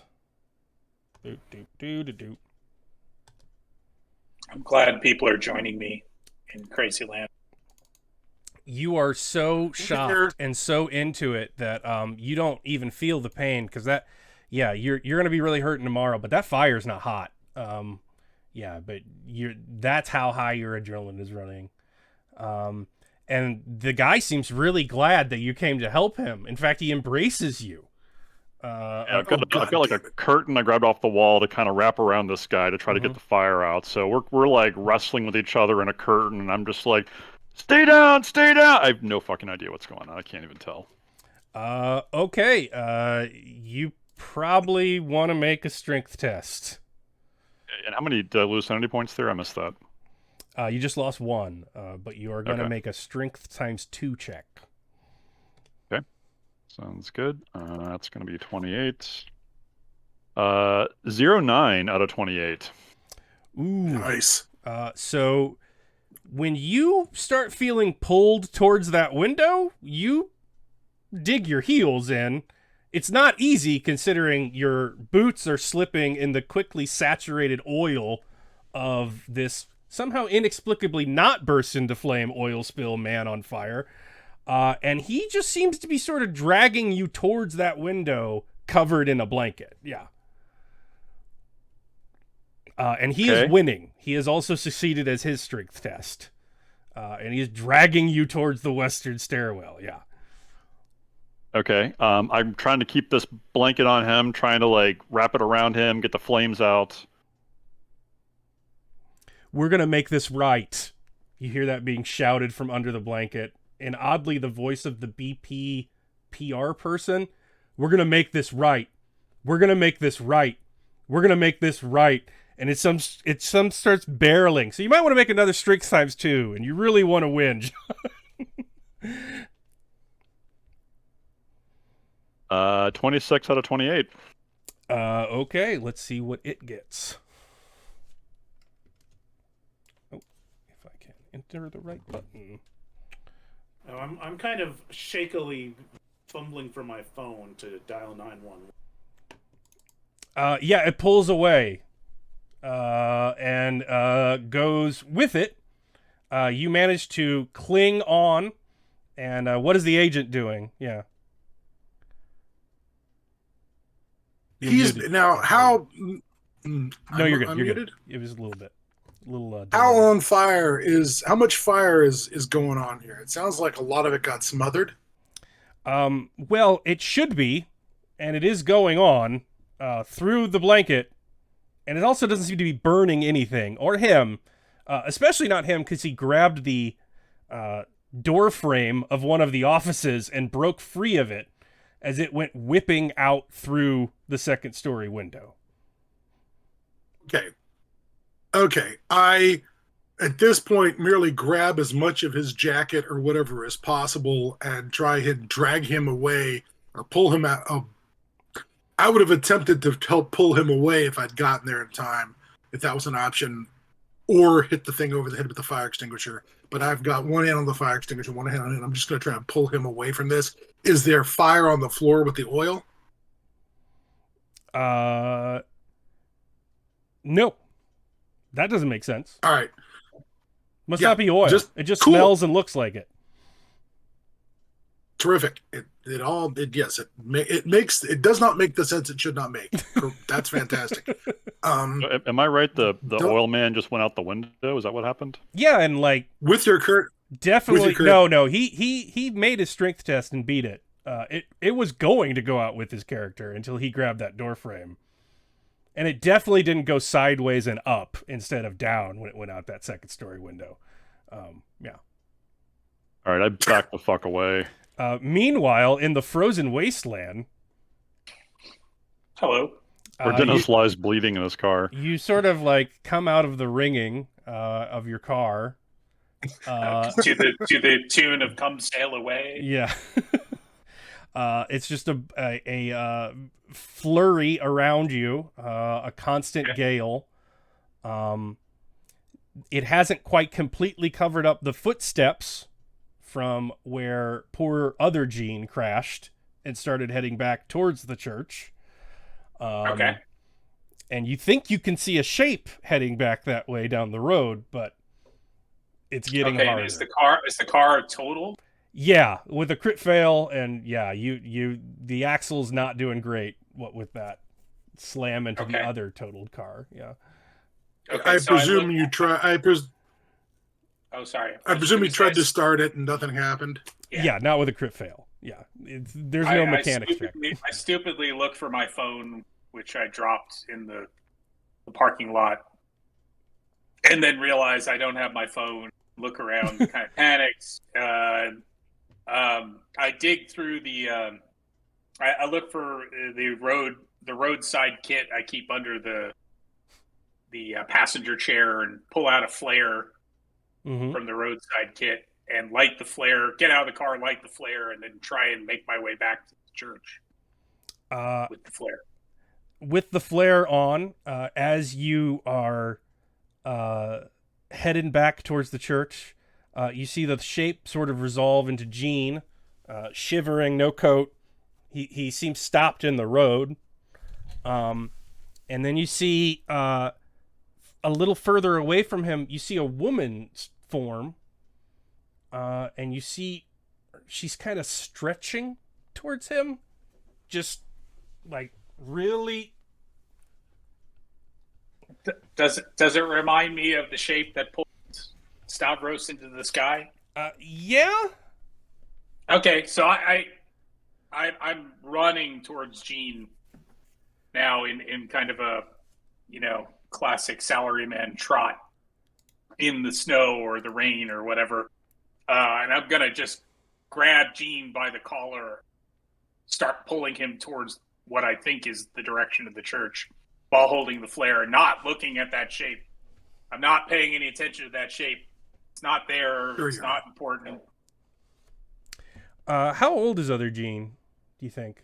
You mean me? I'm 48. No, I mean other Gene, therapy Gene. He's getting his degree, right? So. Oh, no, is he young? Is he Yeah, young? he's Okay. in grad school. So 24 or 25? Mm-hmm.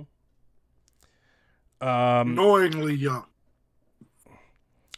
So you turn around and Gene sort of like stared like horrifying at you, right? Mm-hmm. And you start pulling him back, and then he's like, "No, it's Lisa. I need to talk." And then you both look back and roll sand.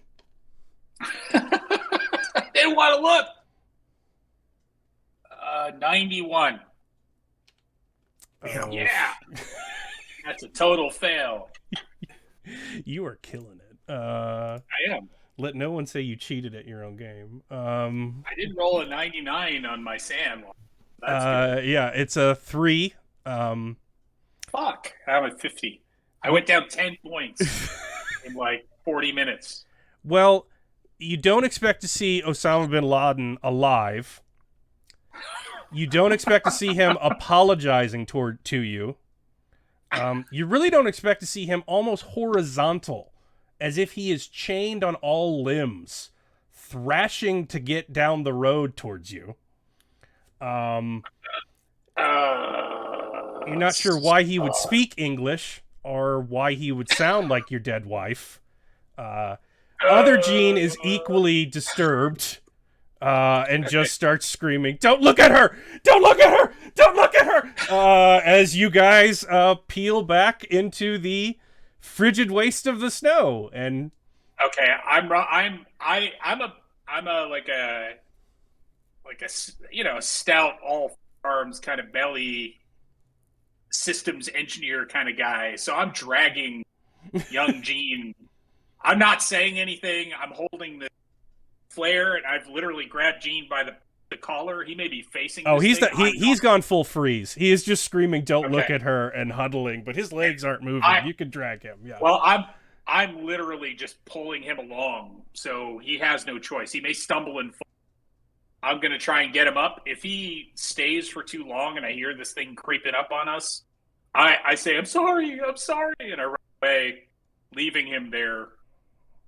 Like, I can't look back. I'm not looking at this thing anymore. And I'm apologizing to him in this snowy nightmare, running back towards the church with this flare, crying and screaming. Parker, your phone rings. The fuck? All right, It's I in his pull my pocket, but Yeah, I dig my phone out. Am I covered in like oil or Oh, fire yeah. or anything at Yeah. all? There's no My- scorch say that he marks on took- the wall, but there's oil everywhere. say, It's like stuff is stained. Did you Yeah. say that he took? Did you say he took damage earlier? What does that damage look like? Or was that a? Oh, he didn't take damage. No, it was a Okay. it was a strength test to see if he pulled him out the window, and Yeah. he grabbed Okay. it in time. Okay. All right, I'm like wiping my hands off before I grab my phone. If I'm all covered in oil or something, I'm trying to like smear it on the wall or something, and then I grab my phone out. It's an army number. You haven't seen one of those in a while? It's a directory number? Yeah. What was the name of your sister? Shauna. We have a collect call for, and it rattles off your number from Shauna. Fuck is this? Do I What kind hear of fucking that? joke is this bullshit? You hear a phone ring I and you see him actually grab it, yeah. He's talking on the Do I phone. recognize it as an? Can I recognize it as an Army number? I don't think he would show you the phone. Yeah. Okay, it's up to. Okay, well, Yeah. I'm just gonna. I was just gonna thinking about slapping it out of his hand. But all right, I've whatever. You can still slap it out of his hand. You're just doing it apropos of nothing. Like you saw a phone. Fuck that. Yeah. Okay, fine. I unfortunately allow that event to unfold and distribute the sand points as needed. Do you but I'm accept the pulling call? him back down the. No. I've taken 5 sand the last few minutes, and I hear that operator voice, and I just cursed at it, and then I just like chuck the fucking phone out the window.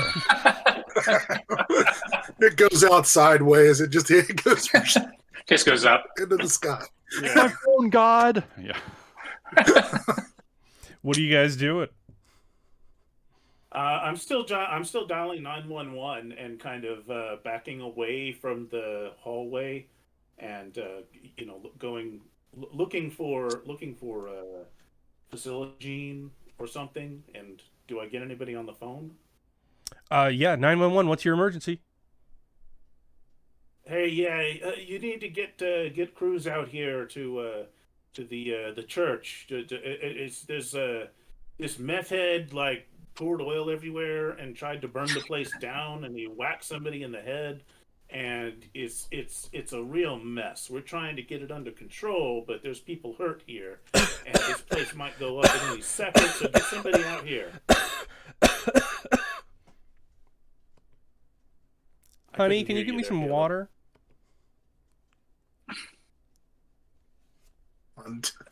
Can't you hear me? What, you need to get a crew out here. My throat's just so dry. Could you give me some water? I'm down in the kitchen. Hangs up.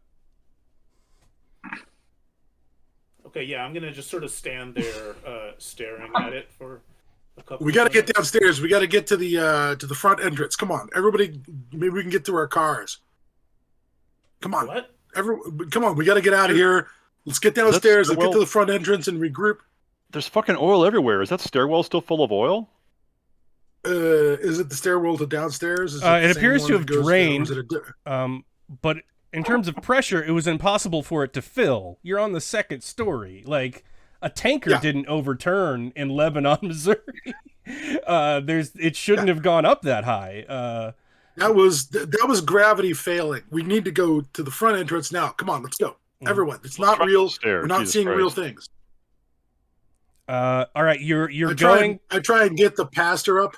Get everybody to the front of the building, and while we're doing that, I'll whip out the phone, the burner, and be like, "Dude, hello, Jerome." I'm gonna try and contact Jerome and say, "Up, it's on like Donkey Kong." Whatever the appropriate thing to say is. But I mean, it won't work. How did you lose Emily? A reaction like. Oh, not what you said. How did you really lose Emily? Yeah. She was murdered by her husband over a custody dispute. She was shot. He shot her dead, and then he killed himself. And the grandson Leon hid successfully from Paul, and he didn't get to kill the grandson as well. But that was his intention. He was full-on family destroyer, not getting his way. And decided to, fix everything with a gun. You call Jerome, you get the line pick up. Well, I suppose you're going to say I told you so. It's looking at Jerome's number, and I'm just like, sand roll? Yeah, or not? Yeah, definitely sand roll. This is heavy on the helplessness. Okay. Fortunately, I make the roll because, unless this is a natural roll, because I've got I am, what do you call it, inured to helplessness. Oh yeah, you're good. That can't be real. Okay, so that's not really her. I tell it that, so I go ahead and say, fucking liar, and just hang up on it. Okay. Meanwhile, back in the wasteland, it's getting cold. Okay, I'm wandering around with this player trying to find the church. And I'm doing everything I can. I'm an engineer looking for tire marks in the dirt. I'm looking for footprints of where the other Gene ran out from the church. I'm searching for all this shit to kind of find the way back. The road is there. It's just not good travel conditions. You probably would have some pretty serious, like maybe even frostbite, if not hypothermia, except that you're just walking and then it's gone.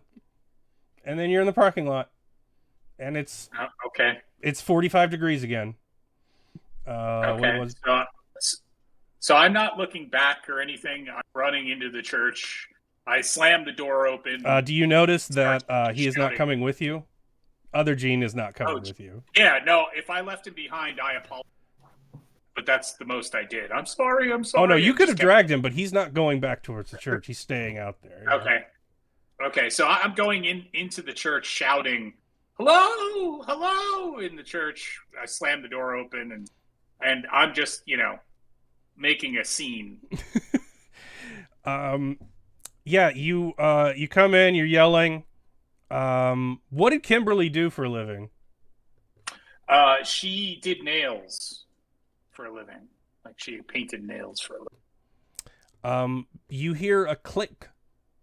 You remember that when she was like, you'd have like these fake huffs. You'd get in these fights just to fight that were never really, and she would do this thing because she knew you hated it.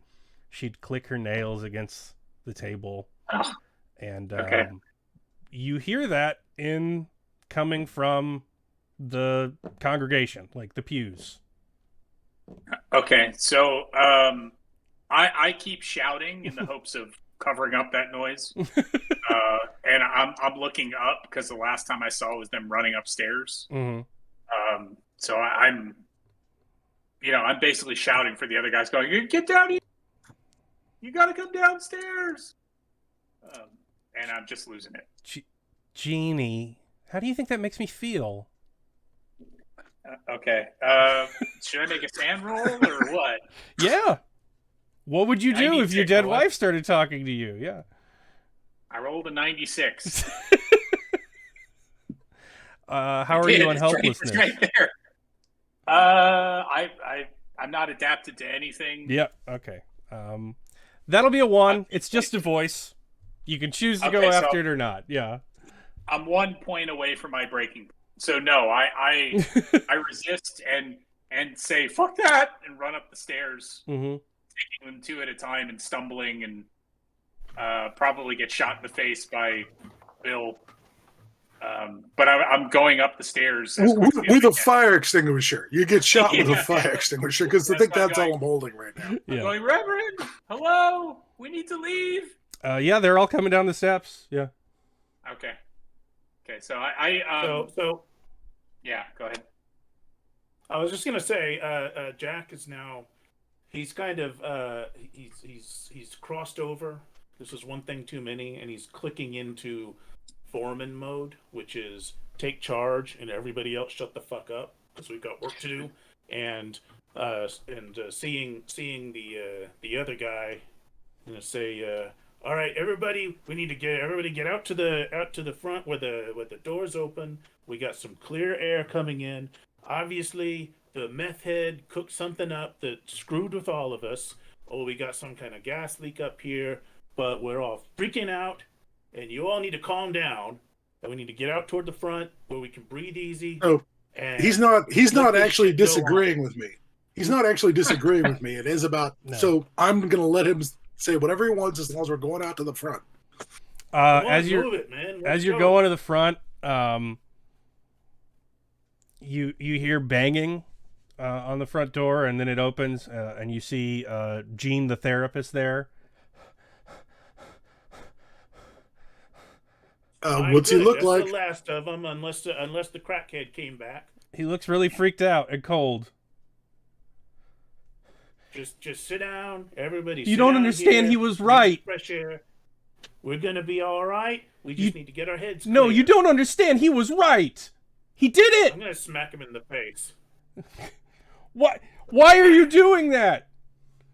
Because you need to calm down and get your head clear. What's there to calm down about? We're gonna fucking talk about it? You're gonna fucking talk about it and look at two sticks on a fucking wall and think it makes sense? I'm gonna tell you your feelings are valid and it's okay? It could have been fixed! He fucking fixed it! Why don't you see that? Why don't you come? What did he fix? What are you talking about? I want to grab him and sort of bundle him out the front door and close the door in his face. No, you don't understand. She just don't go with me. Just don't go with me and it's her. You don't understand. Just don't go with me and it's her. If you're not going to be on the job, you just shut the fuck up and go away. The rest of us have work to do. So everybody else, sit down here and let's figure this out. So you guys stand inside? Go get a chair. I go get a chair. Mm-hmm. I drag it across the floor. I put it under the drop ceiling. Just doing the thing where I reach up and pull down the fucking shotgun and rack it and go, okay, yeah, let's figure this out. What are you doing with that, I'm man? 100%. Okay, I'm slowly backing away from all this. Yeah, me too. No, it's cool. Number one, we need to figure this out. Where's Gene? Somebody let Gene back in. Gene has some crazy shit to say. Let Gene back in. Gene is not on the team. Leave Gene out of it. I need a phone. Mine's not working right. I'm ignoring the shot. None of our phones are working right. I'm gonna lay odds. Don't pick it. Don't answer your phone.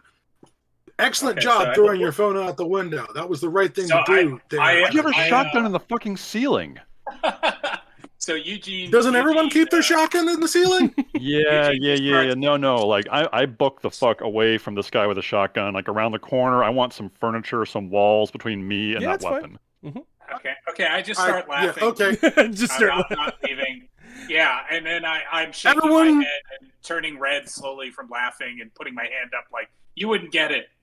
But I'm pointing it at the Agent Bill like, this is so funny, Pastor, you wouldn't get it. Pastor, would you let Gene in, the other Gene? No, he's in? being restrained by Hudson and the pastor. That is why he is not going back outside. Gene was coming to help you. Let me get this. He wanted to tell you therapy All right, was let me over. He make- fixed it. Yeah, okay. Let me just make sure I understand. Did Jack Hudson push Gene out of the front doors again, or did he? Because I think he thought that, restrained that's what him you from said. leaving. Yeah. Well, no, Okay, I was trying to push him out. Oh no, I'm he'll happy to leave. say, Yeah. If you want. Oh, I thought If you you- were if you restraining want him. to No, say he that- leaves. Yeah. No. If you're not coming with him, he goes. Well, my objective back then was shove him out the door because he's not cooperating, he's not doing the work, and close the door on him to keep him from interrupting all of us who. I guess I'm gonna make the mistake of looking out the door. Hold on while I check on Gene. Looking out the door and see if he's gone into the sky yet, or if maybe one of his shoes would just fall He broke out of the sky. contract. He ain't is doing the job. He's running around the corner, this big parking lot. Whoever he was talking to appears to be on the other side of the building. Okay, so I sit down laughing and I'm mumbling to myself a single phrase over very quietly. All right, so Caleb, is this happening in front of the vestibule in the fellowship hall? Is that where we are? Yes. Okay, Hey, I've gone Gene, around the how corner far to would the you get it? classrooms. Okay. Are you looking out the windows? I just yell around. I just yell around the corner to Danny. Danny, if you feel safe there, close enough to yell back and forth, that'd be cool, right? I'm expecting this Bill guy is just going to start shooting us at any moment. Like this is an active shooter situation as far as I'm concerned. Yeah. So Yeah. I'm going around the far side of the hallway through the kitchen back towards the vestibule, but where they can't see me. Mm-hmm. And I have taken the combat knife off my ankle. Yeah, definitely. You don't have a conversation with the shooter when he still has a gun. Well, So Jack, I'm now pulling on the pastor's like side and talking to him quietly with a smile on my face, saying, "Osama bin Laden's outside." Don't tell the veteran. Are you okay? Yeah, I'm saying this really quietly to him and smiling and laughing as if he won't get it. I'm shaking my head too, because this is obviously insane. But I'm saying Osama bin Laden's outside and he was apologizing, and maybe someone should go out and talk to him. I'm negotiating with the situation right now. But I'm trying to talk only to the pastor. I'm looking at other people suspiciously and quietly whispering this to only the pastor. It's okay, Gene. Everyone gets forgiveness. Everyone gets forgiveness in the end. That is the light of God's love.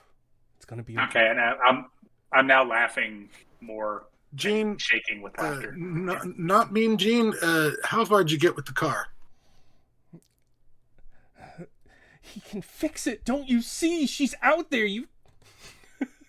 Did he run back in? No, because no. I'm talking to. Oh, so he's right, Mean Gene. right. All right, he's asking. Yeah. So, Mean Gene. Yeah. So I'm Mean Gene, but I'm basically, I tell him that the counselor Gene's car is wrecked on the road, Mm-hmm. and I ran into it, and I barely got back here and dragged his butt back here in the storm, and then I say very quietly to myself, and that's where we saw And that's where you saw Osama bin Laden. Okay, and I look at the preacher for backup because I told him honestly that this had happened. Like, he's going to go, yes, he's telling the truth or something like that. But I'm shaking my head and trying not to laugh at the same time because it's so ridiculous. Roll an alertness there, Mr. Parker. Sure thing. I'm still in the kitchen. Mm-hmm. Skill 70. I rolled an 82. 82. Yep, you're good. Everything's fine. Mm-hmm. Here's I'm nothing's- listening at the door near the vestibule, just waiting for the fucking gunshots to go off. Yeah, I'm looking for a landline. I don't know if the church has one. I would assume There's offices. Yeah, there's landlines. Hey! Don't That's go what off. I'm doing. Don't go off by yourself. Let's all stick together as best we can here, Who's the right? fucking supervisor here? You are, wanna and be you in wouldn't. charge. You're not allowed to be in charge because you ain't earned your place here. So just shut up and do your work. Sure I'm thing, gonna boss. Go find the phone. Sure thing, boss. You want us to come with you? Did I Don't say you think- come with me? Bye. Yeah, I'm gonna go find the phone. I people. sit tight over the two whimpering guys in the hallway and attempt to have a conversation of like, what did you see? Hey, Gene, me and Gene, I saw the same shit you saw, right? With the Stavros, right? You saw the same thing I saw. We both hated it. It sucked, right? Right? Okay. I don't think he's coming back, right? I think Stavros is gone. And I think he thought it was his wife, right? Because he ran right into it. Or his girl, okay. or whoever was in that. He goes, I basically just say, you don't want to go outside anymore. Let's just stay here, and then we can lock all the doors, and we can wait until, I don't know, morning, or police come, or let's just stay here. And Feels like a siege to me. Feels like a siege to you? I don't know. I don't know.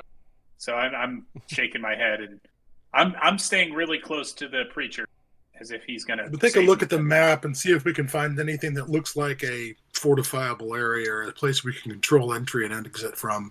But if that has any good. One of those classrooms does not have a half window, so you can back yourself into a corner where it can't come around you. But sure. Yeah. If we wanted to burn it down. Yeah.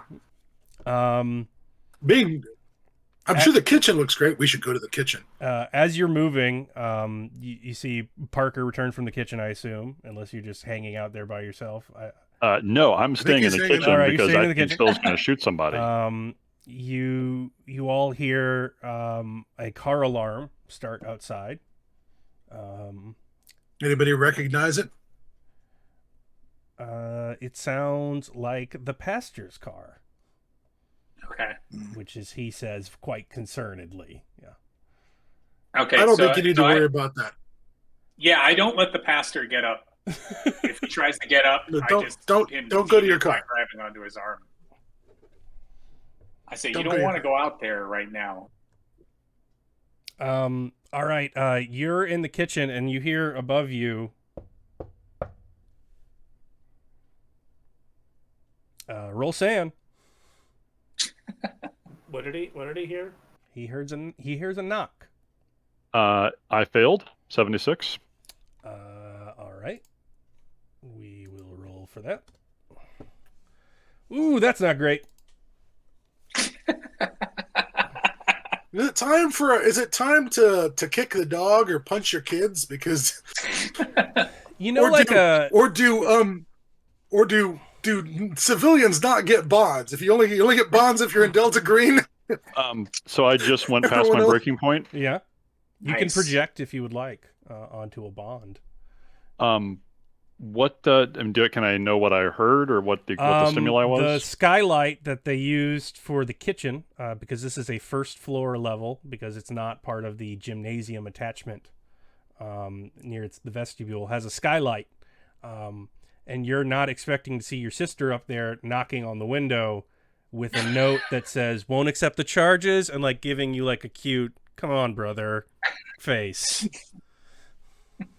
Fuck. I drop my knife and I start climbing up onto the kitchen counter to see if I can reach the skylight.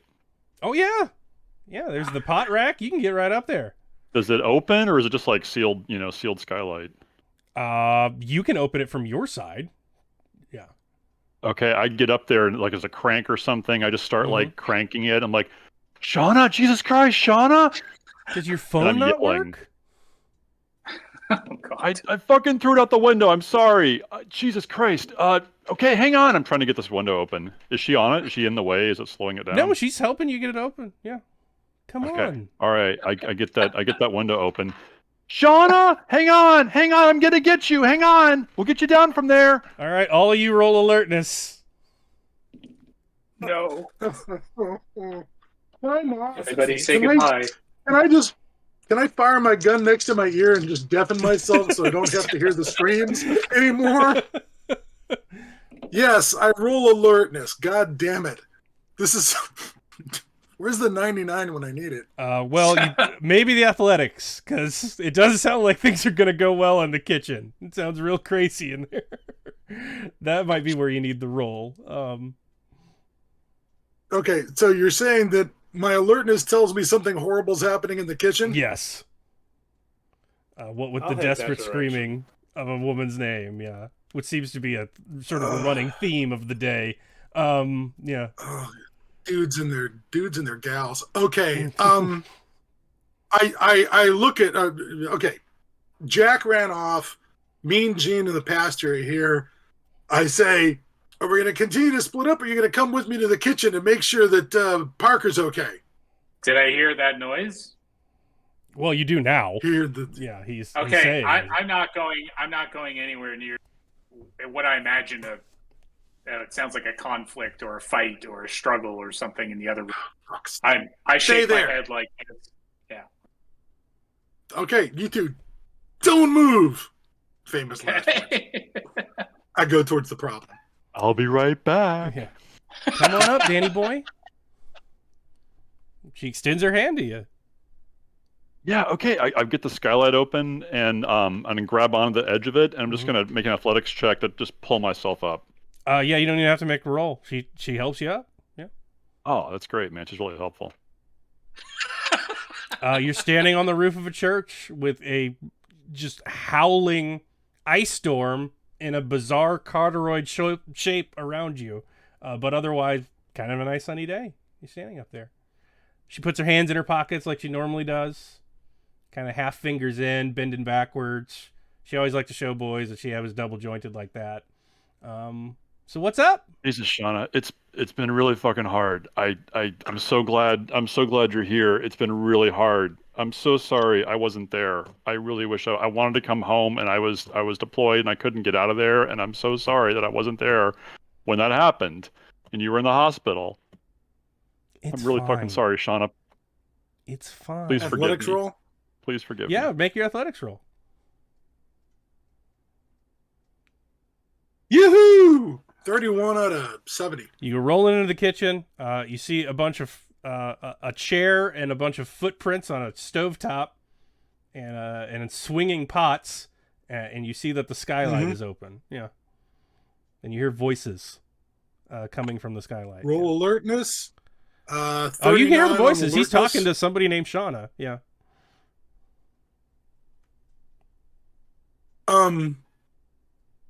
I circle around the bottom of the skylight. Is there any angle that I can see up that skylight that will show me what he's talking to? Mm-hmm. He says, really roll sand? Yeah. Both of you roll sand. Am I showing up here belatedly? Yeah. But Unless you made your in athletics time roll. enough to. No, I wasn't even trying. I don't have any... Yeah. You can show up when you feel like. All right. Well, I made the sanity roll again. Denial is doing wonders. So you're running a little behind, Hudson. So, what were the results of the sanity roll? 18. All right. If you make it, it's I just succeeded with a 13. it's just 1 for unnatural because good. you haven't seen this before. If you don't make it, it's 1d6. So you turn the corner. You see it's sort of a 3/4 profile. Parker's back, upward angle, looking through the skylight, and then you come around and you see he's talking to somebody, and then Parker, what you see is that your eyes are just filling with tears because, oh my God, she's back. That's her. She's smiling at you. She's reaching out to hug you, and you wipe away the tears, and then you see you would have been 9 in 1994, right? Yeah. Football fan? Sure. Hell yeah. Man, you were really bummed out about the O.J. Simpson trial. You liked him too, didn't you, Bill? It was OJ. He was great in The Naked Gun. I was about to say I liked him in Naked Gun and Towering Inferno. Those were great. Yes. You like him less now as he reaches towards you with Obviously. blood-stained leather gloves that don't fit and say, I'm sorry, I let you down. I let down the fans. Come with me, I'll make it better. I'm sorry. I just start stepping backwards. I have no idea if I'm stepping into the hole of the skylight or off the roof. I have no clue. I'm just like, I just back the fuck up. He steps out of frame of the skylight. You see O.J. Simpson talking to him, and then I guess I do what everyone has wanted to do to OJ for a while now. well, you don't quite get there because Hudson walks in and says, "What's going on?" And then, as you do that, Hudson, you see that it is going to be just black oil begins pouring through the skylight as O.J. Simpson turns into a firefighter and bursts into flames.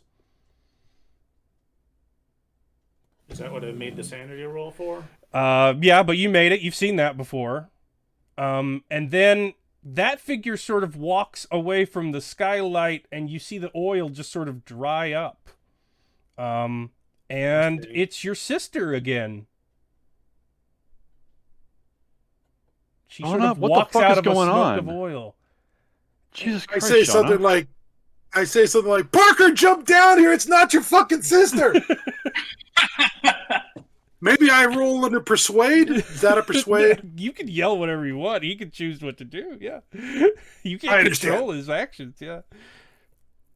I want to kind of walk over toward Smith Mm-hmm.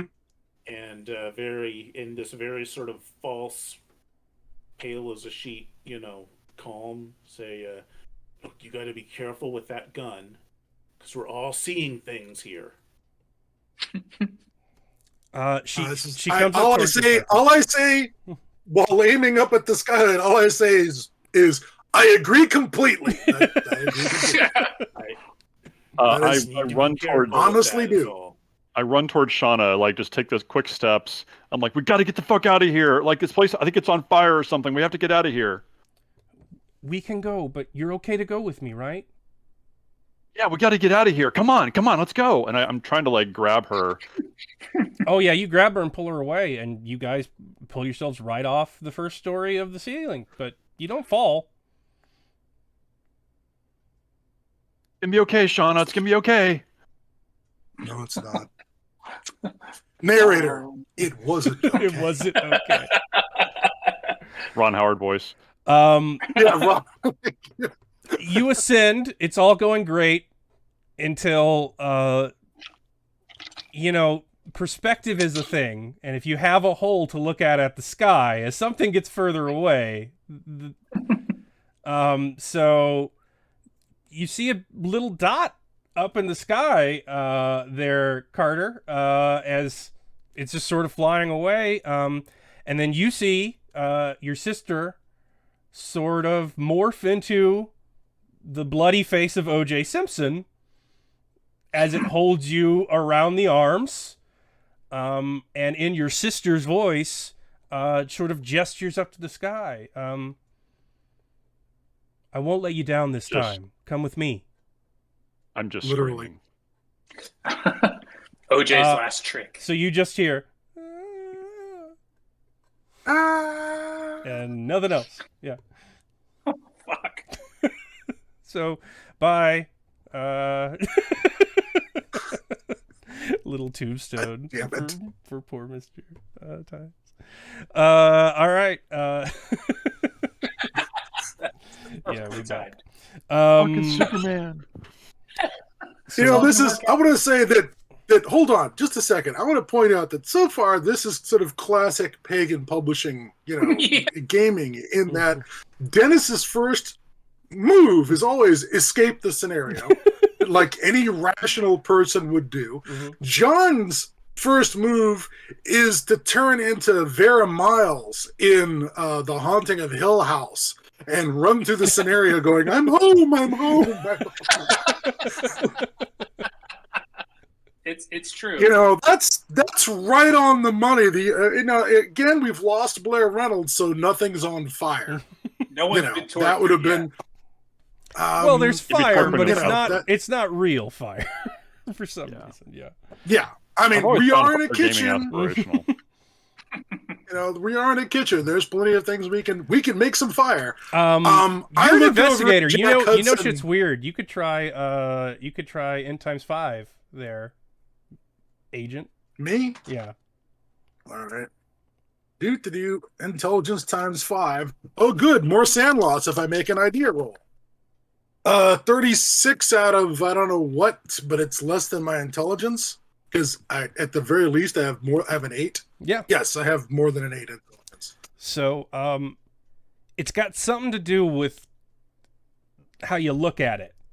It collapses. Well, I can tell that if more than one person perceives it, it fucking Heisenbergs itself into something else because. Well, you remember being pissed off when you heard about the OJ thing, but it's because sports became shitty to watch.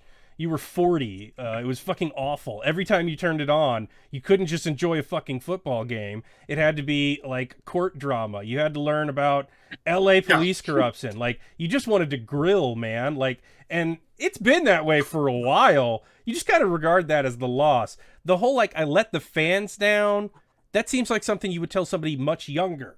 And yet it's something you both had in common. You realize it might be grasping for something, but the more minds it has to distribute across, the squiffier reality gets as it's trying to become your grief Hudson. about Osama bin Laden attacking America, or your grief about the loss Hudson. of a football star, or whatever grief you Let's get actually down. share as Americans. let's get back to the front of the building where the other two guys are, where the pastor and Gene are. Let's go. I think that's a good idea. Danny's probably down there too. Why don't you give me that shotgun though before you hurt somebody? No. Let's go. I'm pointing the shotgun at you. No. Not yet. Let's just go. Let's go back to the front. All right. Okay. When they come back in, I stand suddenly, as if I'm expecting someone else to come in the door or the like room. Maybe OJ. When I realize it's them, I sit back down next to the pastor. We lost Parker.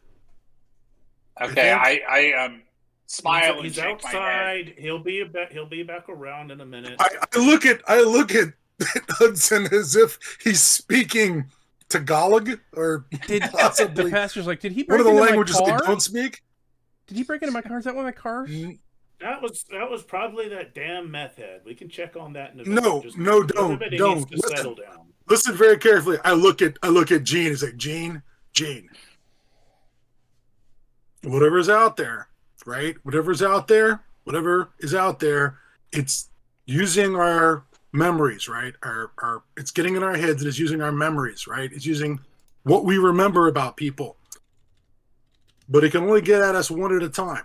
It's only getting at us one at a time with the right kind of bait, right? We got to stay together, can't split up. We got to stay together. It can't seem to, the things it comes up with, its illusions, its skin, they're not effective.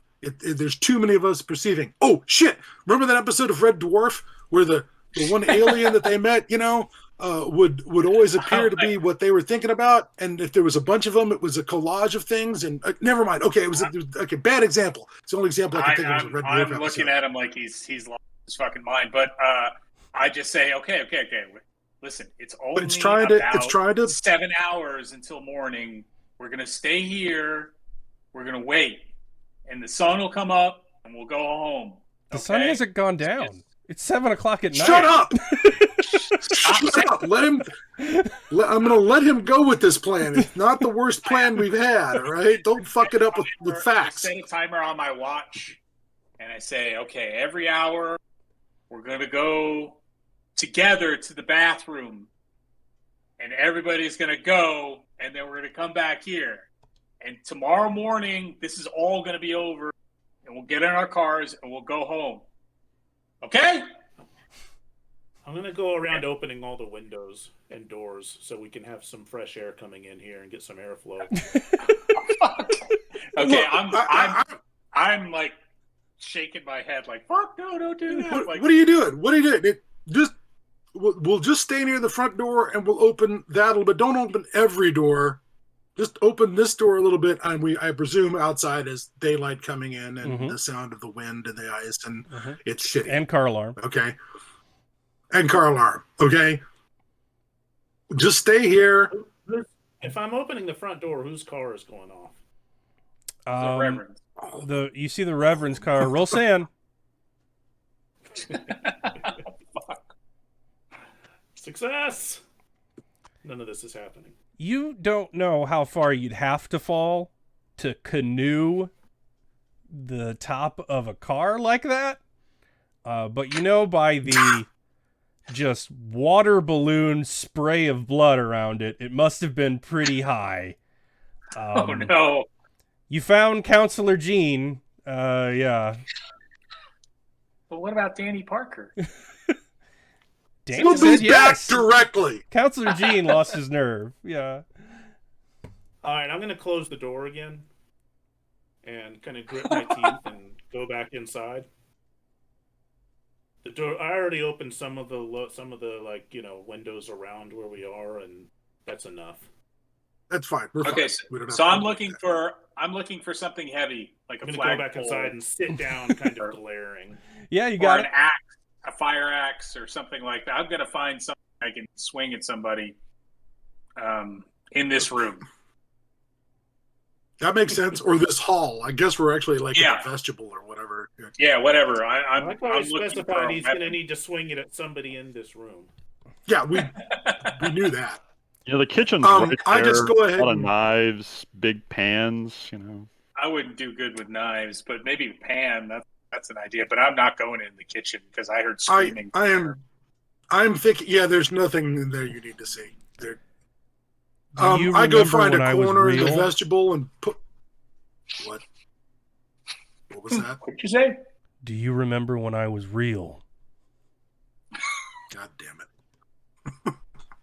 I find a. Okay, who heard that? And I didn't understand it. Sorry. The PA, someone is over the PA of the church, the sound system. Someone has asked you, "Do you remember when I was real?" Okay. So I look at the pastor and I say, "Where's the fuse? Fuse box." It's in the back behind the lectern. It's Okay. Okay. I tell Bill, "Come on." All of us. All of us. Okay. Okay. So I drag the pastor. Everyone We're get running up. the We're fuse going to the box. fuse box. Okay. I'm not. By the way, trying not to you know listen. it's going to keep working, right? You know it's going to keep working, No, right? my guy has no idea what. But I just say that out loud. I say, I appreciate your look, dude, I appreciate your proactive attitude, but it's going to keep working, all right? But let's go do this together. Guys, I'll be right back. Okay. Okay. So I keep pulling as we run up the hallway. I pull as we go past them. I'm going nuts. Sorry to I'm interject. trying- Can we take a quick break? I need to fix if Sure. Tynes dropped. oh screen, yeah, it we got to messes switch some with it. handler stuff. So quick bio break. Oh God. We'll see what our intrepid adventurers and the real MVP, Pastor Renshaw, do with this new. Caleb, do you know your voice is doing that? Oh no, I had it on still. Sorry. Oh God. Stop it. Yeah, I didn't mean to terrify everybody. But we'll see what happens next. It and we'll do a wasn't quick bio break. terrifying. It was just sort of it wasn't terrifying. It was just annoying. What the All right. We're not afraid. Timer on the break. 5 minutes. See you in 5. Okay. 5 minutes it is. All right. Back in back. 5. Yeah, this is scary. I don't like it. Good. No. Yay. Yes, I'm so glad I have these firearms. They're going to prove so helpful in this situation. Yeah. Yeah. Shoot the idea of a tragedy. Let's see how you do. Yeah, I'm gonna just roll firearms until the problem stops. Is that an option? Well, I've rolled nine rolls, and I rolled 90s 4 times, 5 Yeah, Dennis times. is killing it. Yeah. Yeah, So, I you're don't still know. in the building. You have not I know. been sucked into the sky. So No, That's I think pretty that's good. more luck than anything else. 5 minutes.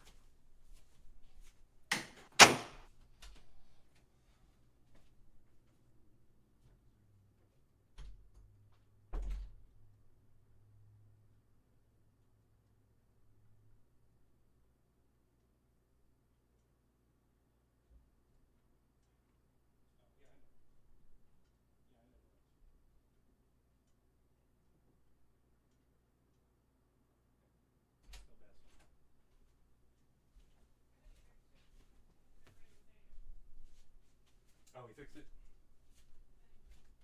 Yeah, it was nothing serious. We just talked about Dennis can't roll dice.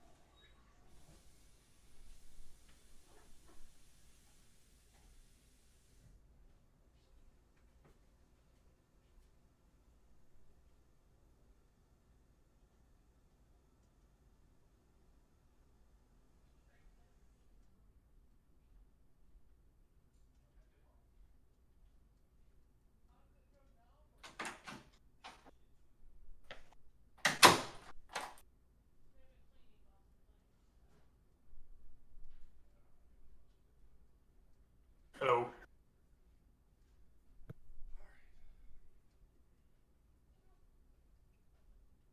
They're all dead.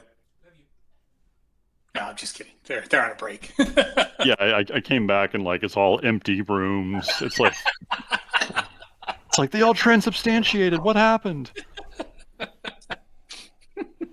right, I'm back, Baz. We're just waiting on Glancy. I'm still here. Yeah. Is everything okay No, on your end? Are you gonna keep your voice like that the rest of the time? Because that Is would it be still really on? awesome. Fuck. No.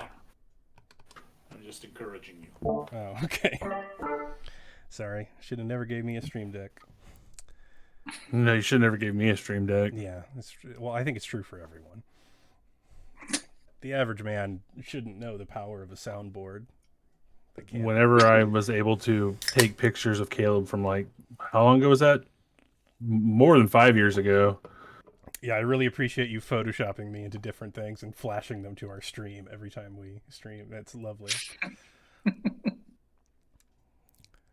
By the way, this has been a wildly successful stream. Don't tell me good. anything until we're done, or I will Nice. curl into a ball. I need. Hey, look, I know how my brain works, and I know it doesn't work right, but I know how to trick it into doing the right thing. And this is right. All right, Caleb. What we need to do is keep negging him until the very end, and then you can reveal it actually went okay. Okay. This is actually one of the worst streams I've ever moderated. Thank I'm you. sorry, Thank Caleb. you for that. You make me sick. But if you You're- try just a little harder, that's probably going to bring it under control. Mhm. If only you were good, we'd all be fine. In the top Yes. 3 channels currently streaming RPGs, you're not number 1, so Good. Good to know that I'm. you are Scott is third, actually though. Okay. Scott's swatting you right now. Yeah. In Missouri, they're like, it's like a 24/7 job out there. Yeah. SWAT team. I'm sure they're everywhere. Sorry to kill you, Mr. Tynes. I know you had a hard out, so I Yeah. wanted to give you the Hey, options. Yeah. Speaking of which, what It's all time? good. If you do have to leave, I can adjust the screens for the stream if you need me to. Mhm.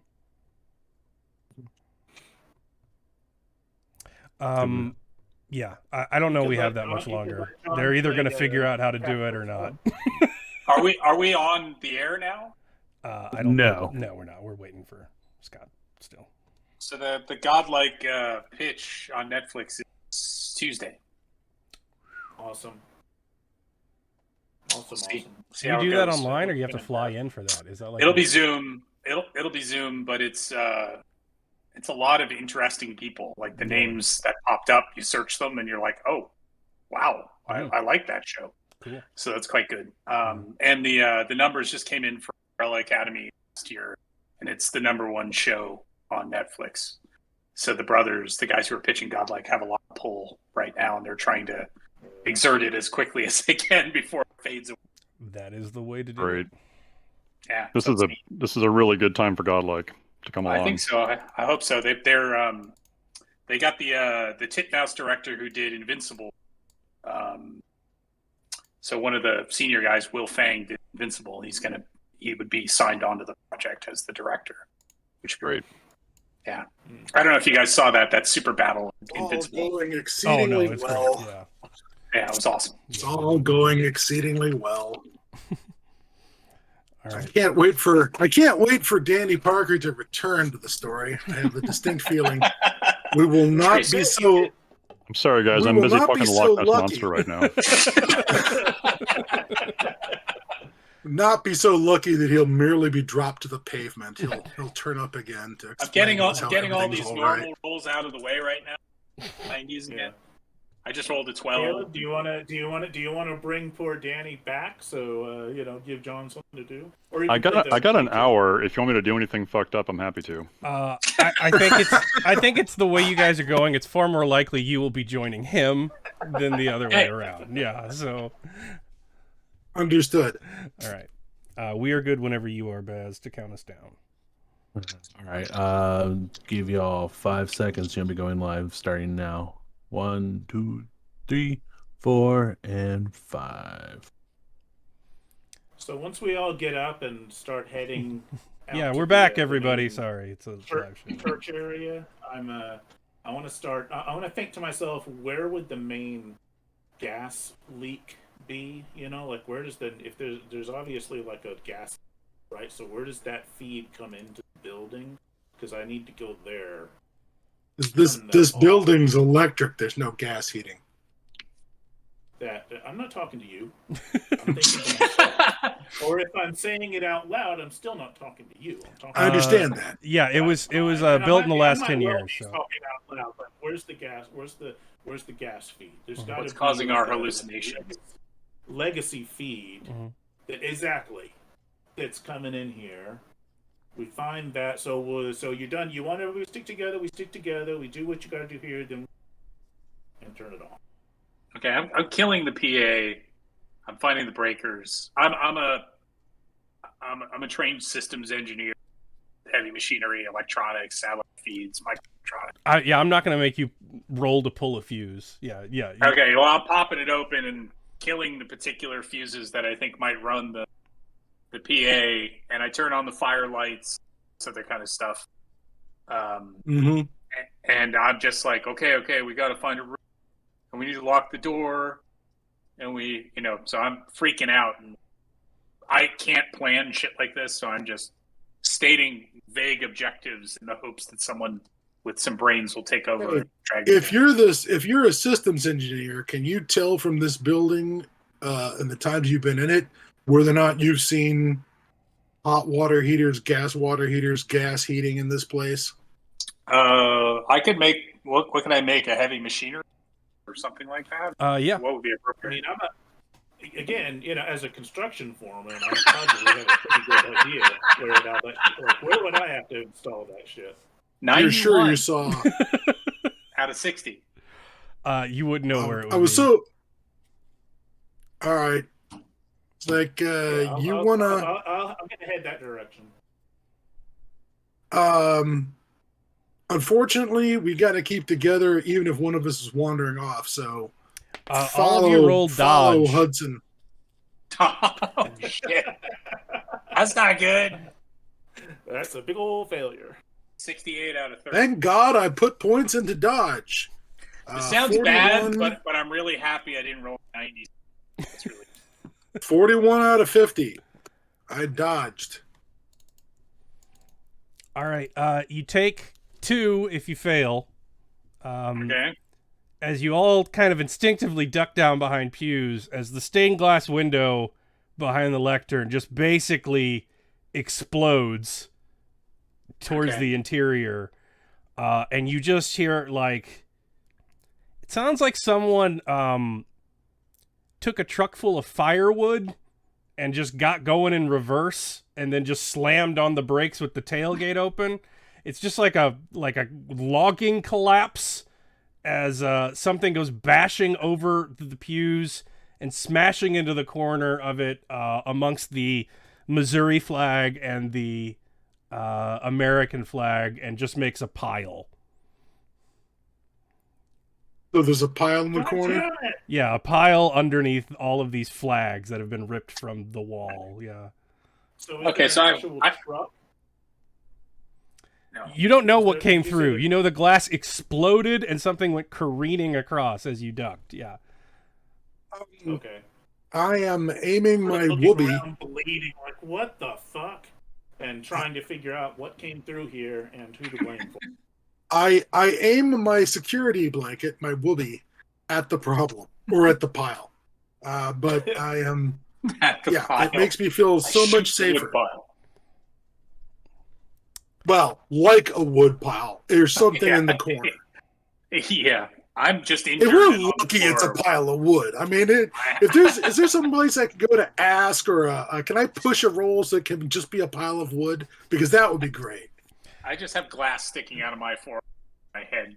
And Yeah. I'm lying on the ground, weeping and trying to recover and not lean on my arms covered in glass. I'm walking toward toward the windows to see, who's in the truck that must have smashed in here that fucked everything up. Bye.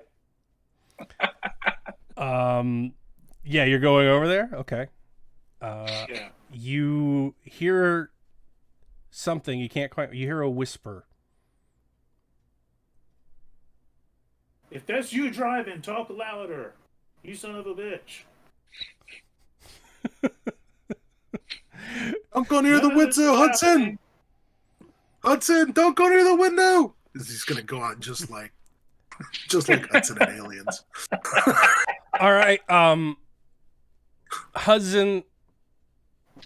When you were a kid, what did you think God looked like? Oh fuck. I mean, your classic. George Burns. Nah, it would have been your classic, Chuck Charles, what's his name, Heston, as Moses, big burly white dude with big beard, white beard, and very Michelangelo. Yeah. Yeah.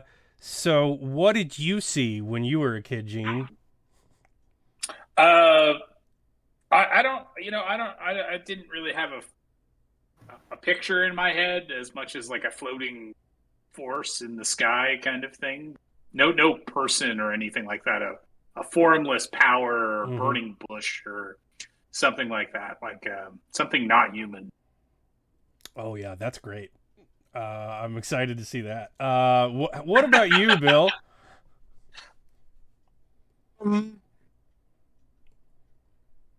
It's probably a lot of big glowing light, throne of God. There's a lot of talk about the throne of God and fucking acquiring angels, and don't read too closely about what angels actually look like, because that's all fucking Cthulhu shit if you start reading about what angels actually look like, with 8 faces and 27 wings and 14 horns and eyes, 9 crowns. Wheels and eyes.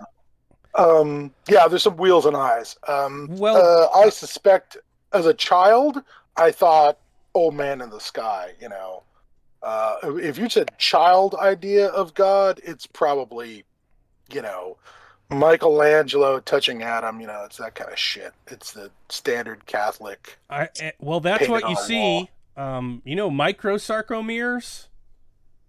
When your eyes make micro movements to adjust and form a picture in your head, what's not fun? When that changes every half a second. And Jesus's brown beard of his white Syrian face emerges out of a white spiraling beard that's also tentacles and has eyes on it, until it becomes sort of a floating light that moves towards you.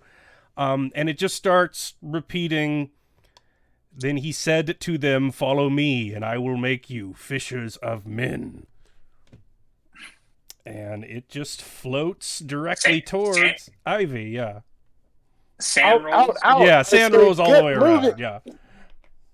Oh dear, I'd like to... I would have succeeded if I had not been here tonight. Oh, God damn it. Failed with a 77. 39 out of 39 out of 39. All right. I would like to hold on to that. Is this still gonna be another thing I'm gonna have to kick the dog or punch my grandchild? What do we get? It's just one. If you fail, but it's one it's just one if you succeed. It's 1d10 if you fail. I failed. 1d10, please. Do you want us to roll that, or I would happily roll for you. Hit me. Come on, bastard. 38. 4. Okay, I hit my breaking point. All of us, or for who? I'll let you determine how you want to do that with your breaking point. It's up to you. Okay, I scream and I run deeper into the building away from whatever that is. That is a great idea. Looking for a closet or something to hide under. Mm-hmm. The child's response to the situation. I'm just, nope. I'm getting the fuck out of there. What did I lose, Caleb? Oh yeah, you failed it as well. You're about to lose more than just sand, but 8. Fight, flight, or freeze. Oh yeah. Hell yeah. Do you want to attack and dethrone God, or? No. I think I'm gonna call it. I mean, that doesn't make any sense. I'd probably call it sort of freezing, because as my brain kind of breaks, I'll sort of turn to the others and say, look really both happy and crying and all together fucked, and say, it's God. Hit God in the crotch. Run. To whoever's left in the room. So you watch, and you're frozen, so you don't really do much to this. You watch as the god forms, the sort of shifting tesseract of shapes and lights that is all your plural conceptions of a true and loving Lord from a full pantheon, just sort of swallows up. Sort of swallows up our poor Mr. Hudson. His form stays the same as it's being dragged across the ceiling of the church. Do you ever like cast a fishing line and get it hooked under something, and then try and just yank it to get it out? It's sort of like a tug, and then you see. And Hudson and God are out the stained glass window. Where's the pastor? Oh, he is praying and on his knees and terrified. Okay, well, me and Gene leave the room, and I doubt that I will be able to get ahead of Gene, so I'm following him into whatever closet he chooses. I guess I think Gene's picking the route. So you are being sewn up into the sky, poor Hudson, frozen, as you see the face of God turn into the face of your second wife. What's her name? Sophia. I called her Sophie. Hey, honey. Kind of. Oh, I knew it was gonna be you. I knew that it had to be you here. So you want to come with? Well, of course. We got to get the kids though, right? Yeah. Yeah. So you go up. That'll be it for you. All right. Yeah. Fuck. There's not a lot of people between me and God, right? Not feeling. It's what my character would have done, y'all. Yeah. Well, so you're with the pastor. He has gone bye-bye, and Gene has gone running off, shrieking into the church. Following Gene. I followed Gene out. Running seemed like a good fucking idea. Yeah. From this shit. So I am running with Gene. Yeah.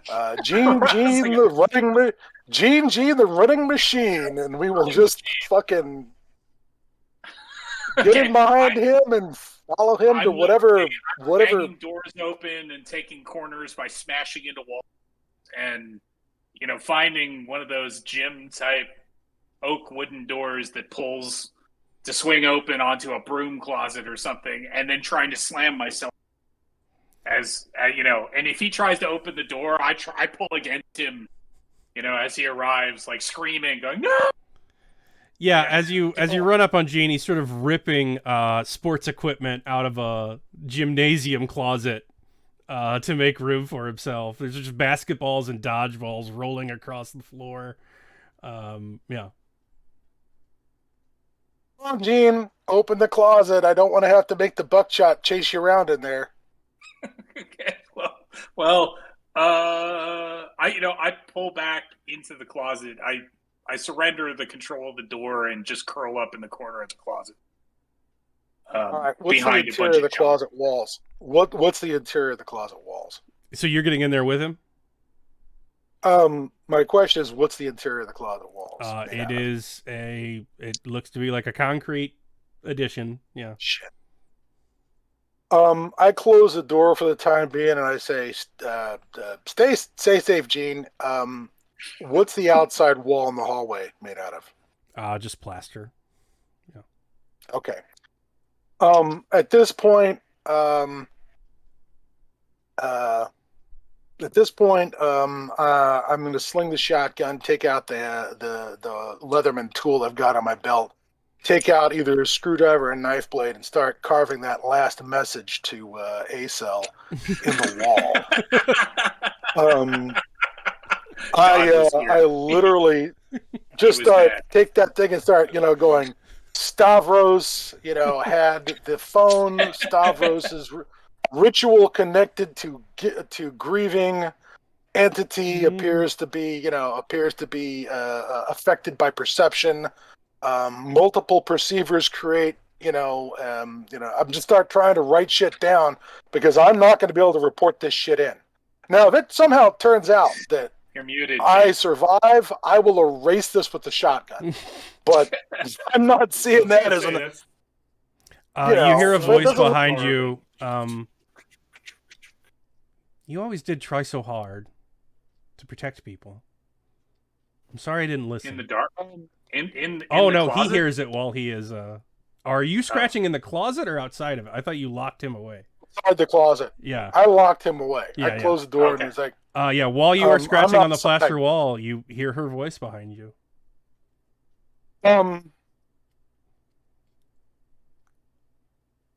This is exceptionally awful. On the grounds that... on the grounds that she was shot dead. How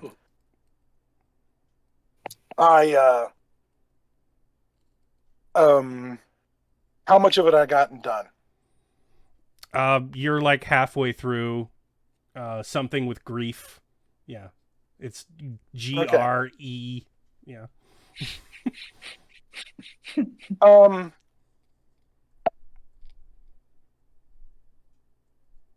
You're going to need to give me a no. I stick the knife in the plaster. Turn around, slip the shotgun off the shoulder. What am I looking at? How close? How far away? It's her right behind you. It's your Emily. I take a few steps away. I try and turn sideways to the wall, walk away, start walking away from it backwards. I'm not going to attack you. I love you. Not true. No, you don't. Maybe you think you do, but you don't. Whatever the fuck you are. How about that? How about we just talk honestly for a little while? How about you tell me a little bit about yourself? Where are you from? What you doing here? How long do you plan to stay? Still hungry? I mean, you've had what? 4, 5? What? How much? All right. What's your most intimate memory that you have with her? Something that no one would know but her. Oh, it's gonna be all the things. Sadly, it's gonna be. He was a shit dad. Mm-hmm. He had a lot of, having to explain or not explain where he was and what he wasn't doing, and hopefully, I never had to say to a child, "I have no knowledge of any such operation." Yeah. Even if I did have any knowledge of that operation, I can neither confirm nor deny I am your father. Or to deny, yeah. But there's a lot of absentee fathering. There'd be I don't know, bathing an infant, changing, struggling to change a diaper, a lot of stuff when she was a tiny child, a toddler. The moment she was sort of a fully formed human being who didn't require constant attention, he let his attention slip. He let himself think, oh, well, she's got this covered. She's got 2 arms, 2 legs, and functioning opposable thumbs. Mm-hmm. So there's a lot of holes in her junior high school, the time she's got. Yeah, she basically makes that pitch. She's like, look, I don't blame you, and I want you to know that. But you do owe me for the times you weren't there. You do blame me. That's how I know this isn't you. You fucking blame me. So, nice try, but that relationship was broken and I broke it. So don't tell me all the fucking glad-handing shit that I want to hear. All right? You're just peeling this out of my head. You're just you're just pretending to be the thing in my head that I wish my daughter was. So let's just be honest. Just be fucking honest. Tell me about how long you're going to have to stay. Bill, What's going to take to get you to fuck off? Dad, nothing I ever said could change your mind. And I guess that's true even now, but I'm here. But not for a long time. And the reason I'm here is because you need me. I'm here to be what you need. I'm here. I'm flesh and blood. I'm in front of you. Does that not mean anything to you after all these years? All kinds of animals that lay out incredibly attractive bait. And, that's what you are. You're bait. You're fucking bait. So do not step 1 foot closer. It does, of course. It doesn't. I'm roll sand. Oh no! Gonna show me something special. Not that time. That is a 39 out of 38. Should have been fine last roll. In fact, that was the last roll. But Yeah, it not was. this time. Not this time. All right. So we'll see how this goes. I may have to punch my grandchild. Can you take You have to 4? shoot your daughter. I will hit my breaking point at 4. So I am going to exactly. In fact, I will have to try and unload this with some willpower onto something else, onto one of my bonds. You know what? Fuck Jerome. He was a shitty cell leader, anyways. So I hate this job. I hate that he pulled me away from my grandchild. Jerome takes the fucking hit. That's the clip So, for when I put let's this see on here. Twitter. You know what? Fuck Jerome. Fuck that guy. Fuck that guy. He was a shitty boss, anyways. So yeah, 10,000 all right. I'm gonna Jerome's try and full disturbance in the unload on that. force. So roll willpower or Yeah, you roll 1d4 willpower, and whatever you get, Okay, that's how much 1d4. willpower you lose and how much sand you save temporarily. 2 and 2. That puts my. Oh my god, yeah, that puts it at 36 above 35. You're doing great. Man, So you managed, stick. you managed to hold it together long enough, and since you pushed, I'll give you something because you stayed with it. When she holds out her hand and she says, "I'm only going to do this one more time, like I did before, and like Mom did. I'm going to hold my hand out to you, and I just want you to meet us halfway." And then you realize in your head, I'm what you need me to be. I'm here in front of you. I'm flesh and blood. And you get a very insane What am I thought at that for- feels like the sanest thought you've ever had. Yeah, I know. I think I'm afraid I know what the thought is. The thought is, gee, thanks for triangulating your position and describing that maybe you are vulnerable because you're made out of flesh and blood. Let's take a sand roll to pull the trigger. Is it a sand roll to pull it or a sand roll because of the results? I'll say you made your sand roll. I mean, I would say fuck this job is an appropriate reaction to the thought you just had.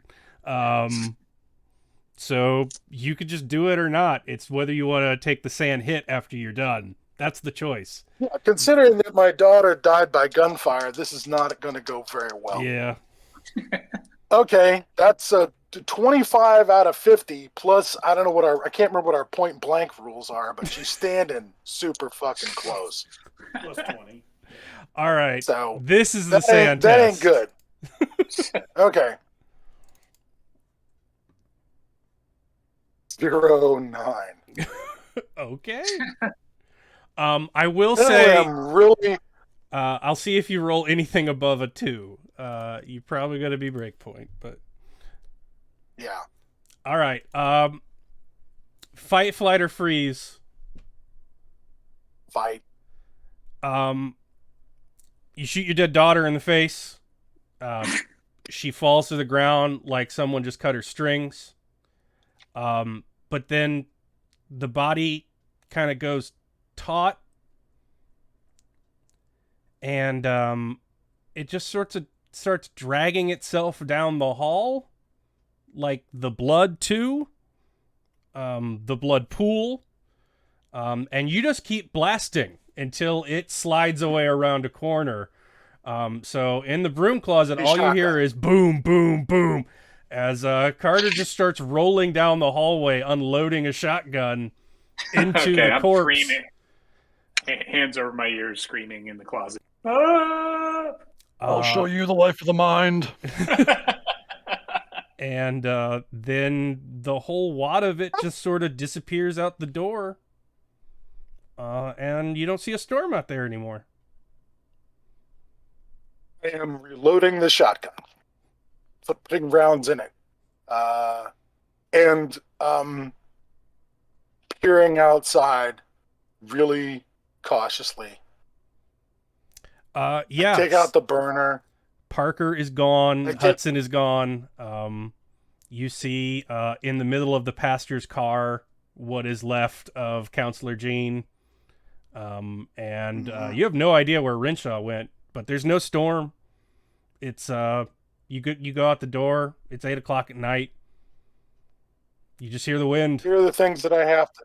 Here's the things I have to take care of. I need to go to the Counselor Jean, grab his phone, go through his pockets, go back to the meeting room, see if I can find any notes he kept on the other people, because I don't know Stavros' last name. Oh, it's all in his lime green of Fiesta with all of his spells and stuff in it, in his car. Yeah. You have plenty of time with the scene, as you just have a gibbering man in a broom closet and no calls left and no one's left. Yeah.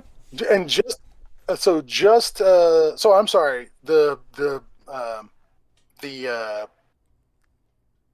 Going through Jean's pockets, that is Jean the counselor, I do find a horrible pile of spells or not? What would you say? Oh no, you find a shattered phone. When you're going through the cars, you realize between all the people who tried to run away and people who crashed the cars open, the one owned by Stavros must have been the lime green Fiesta, and it's just chock full of weird shit in the back. Okay. All I'm doing at this point is I'm getting on the phone to Jerome and saying, because half of my bond is now gone with Jerome. Yeah. It's like, we need to clean. You need to get here and help me clean up this scene. We need a story. The story is that we got a guy here who, motivated by grief, tried to bring back the things he's lost and brought back something else. Does that make sense? No, we need a story to tell other people. Like, why did all those people die? Are you by yourself? Is anyone there?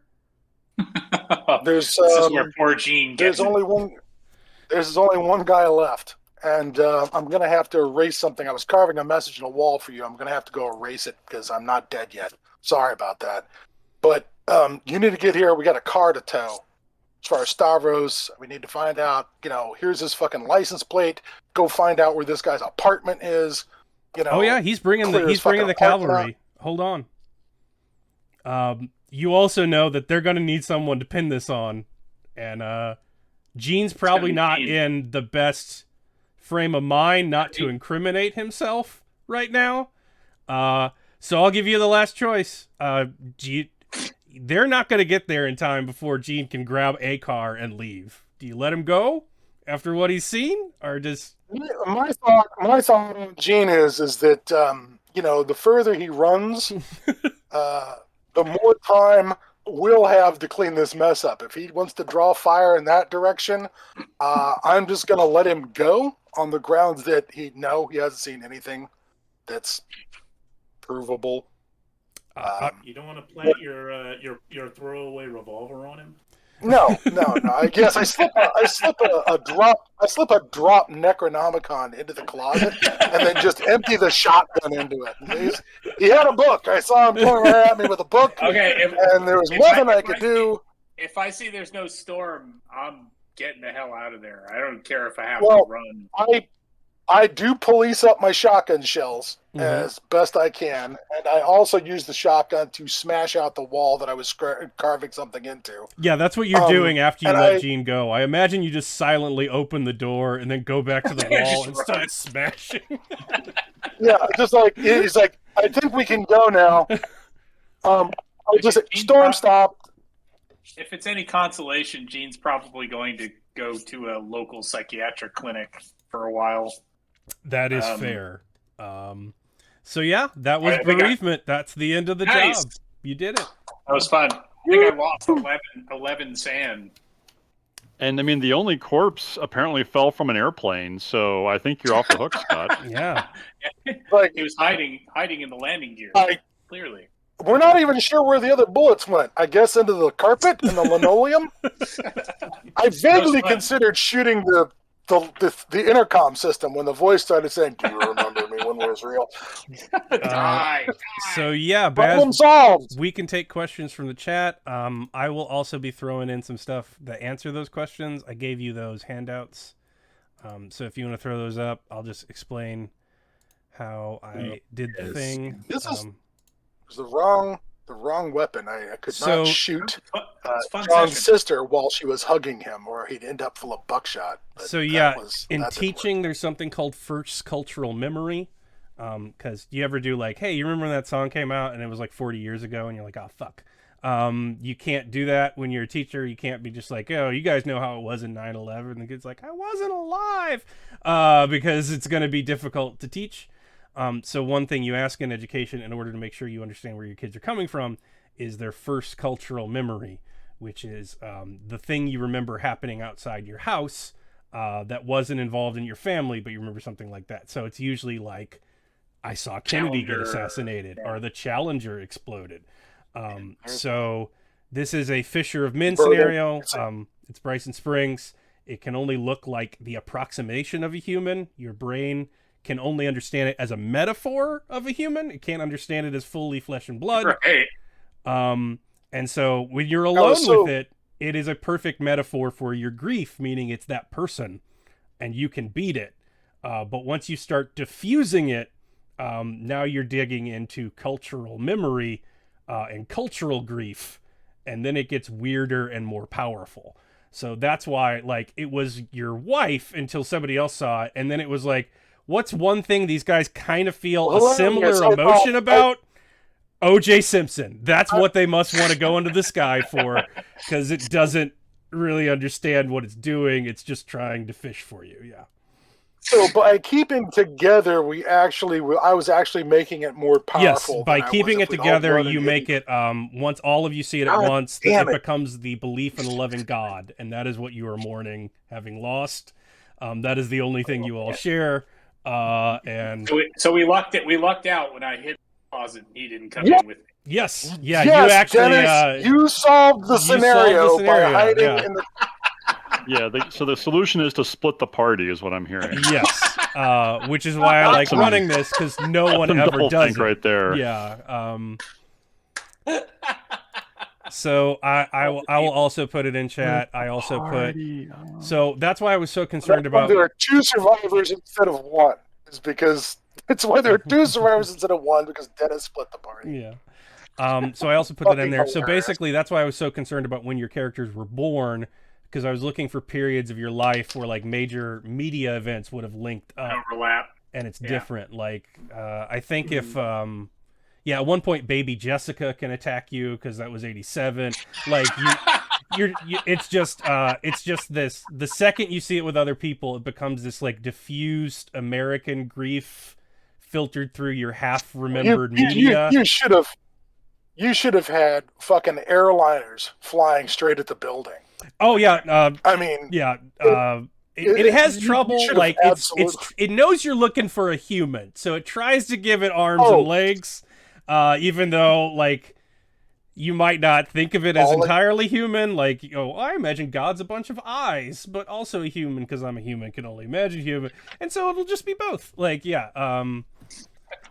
So yeah, that is bereavement. That's why it's not. Yeah. I'm just grateful it wasn't fucking Teletubbies. I suppose it could have been the Thomas the Tank Engine version Glowing sun. of the airplane crashing into the towers. That would have been awesome. A big EV plane. in its "I'm chest sorry showing us about 9/11. Yeah, there was the Yeah. Oh. like there was a belief in a like sound government for a couple of you, like so the prisoner from Abu Ghraib could just be in the hood walking down you towards the hall, as just you always hear a grisly screams in the image. background. Like, yeah, it becomes real haunted house the second more than one person looks at it. Yeah. So, Well, I do have a question. I I do have a wasn't- question. yeah, what do you got, Baz? Scribblykins asked, could one actually have killed one of the 2 things or 3 thing memories, or does it have to be a 1 thing memory? You can, if 2 people see it, you have their strength rolls, and then you double its stats. And if 3 people see it, it can only be harmed by lethality damage. And if 4 people see it, no, you're not hurting it anymore. But if it's 1 person, it's just being the 1 person you want it to be because it thinks that's the best thing, and it perfectly emulates them. So that's the way you can beat it. If it looks exactly like someone you love and what it's trying to emulate. That's what Stavi said. You're not willing to give up anything. You have to be willing to give up your life. You have to be willing to give up the knowledge that it's not real, because the second you do, it will be real. And What happened to Danny? Did Danny get eaten? Does it gobble people up? What does it do? The Fisher of Men takes you up into the sky, and then you get one last choice. You either go back to Earth, where you saw what happened there, or you go meet the Fisher of Men, and fuck knows what happens then, but you don't come back. Yeah. Danny's still Got the alive. best ending, is what I'm hearing. Yes, you did. Yeah. He leveled up. Nailed he leveled up. I'm telling you, Tynes, the number of times you have ended up again just running through the halls of Hill House, is that happens a lot, dude. Sometimes the I'm best solution home. is to hide in an equipment locker. I think that's what we've learned. Yeah. Do you want to survive or do you want to thrive? Living Any his other best life. questions, Baz? While we got the whole Yeah. Sorry. Yeah. Apparently, my audio wasn't coming through the stream because Discord hates me. Yeah. But let's see. Someone did ask. Scribblykins asked again, will you run this scenario for your players? This is for the rest of you, not Caleb. But would you guys consider running this? It's not really written. It's just a Venn diagram, and then every bad thing you can remember from being an American. So you can run it. You just put them all in a group. Make sure they give you the name of who they lost and their age, and then you just make a big old Venn diagram. It's a lot easier with 4 than it was with 5 the first time I ran it. It got real weird at 5. Yeah, because then you had 4 level combinations, and it was real abstract. But yeah, It's just an American flag, waving with, presidents who are all shitting out of their mouths, and yeah. I just couldn't stop thinking during COVID how awful it is to lose someone you love, and then how 9/11 every day just becomes shut up, go back to work, and I was really thinking about the danger of guilt when it's diffused. The second you take sorrow and grief and diffuse it over a wide enough, you spread that margarine thin enough, it becomes kind of then you invade. it Then becomes you invade Afghanistan. yeah, it becomes sick and morbid and hard to see and deal with, and sort of it cheapens the whole thing and makes it surreal and gross.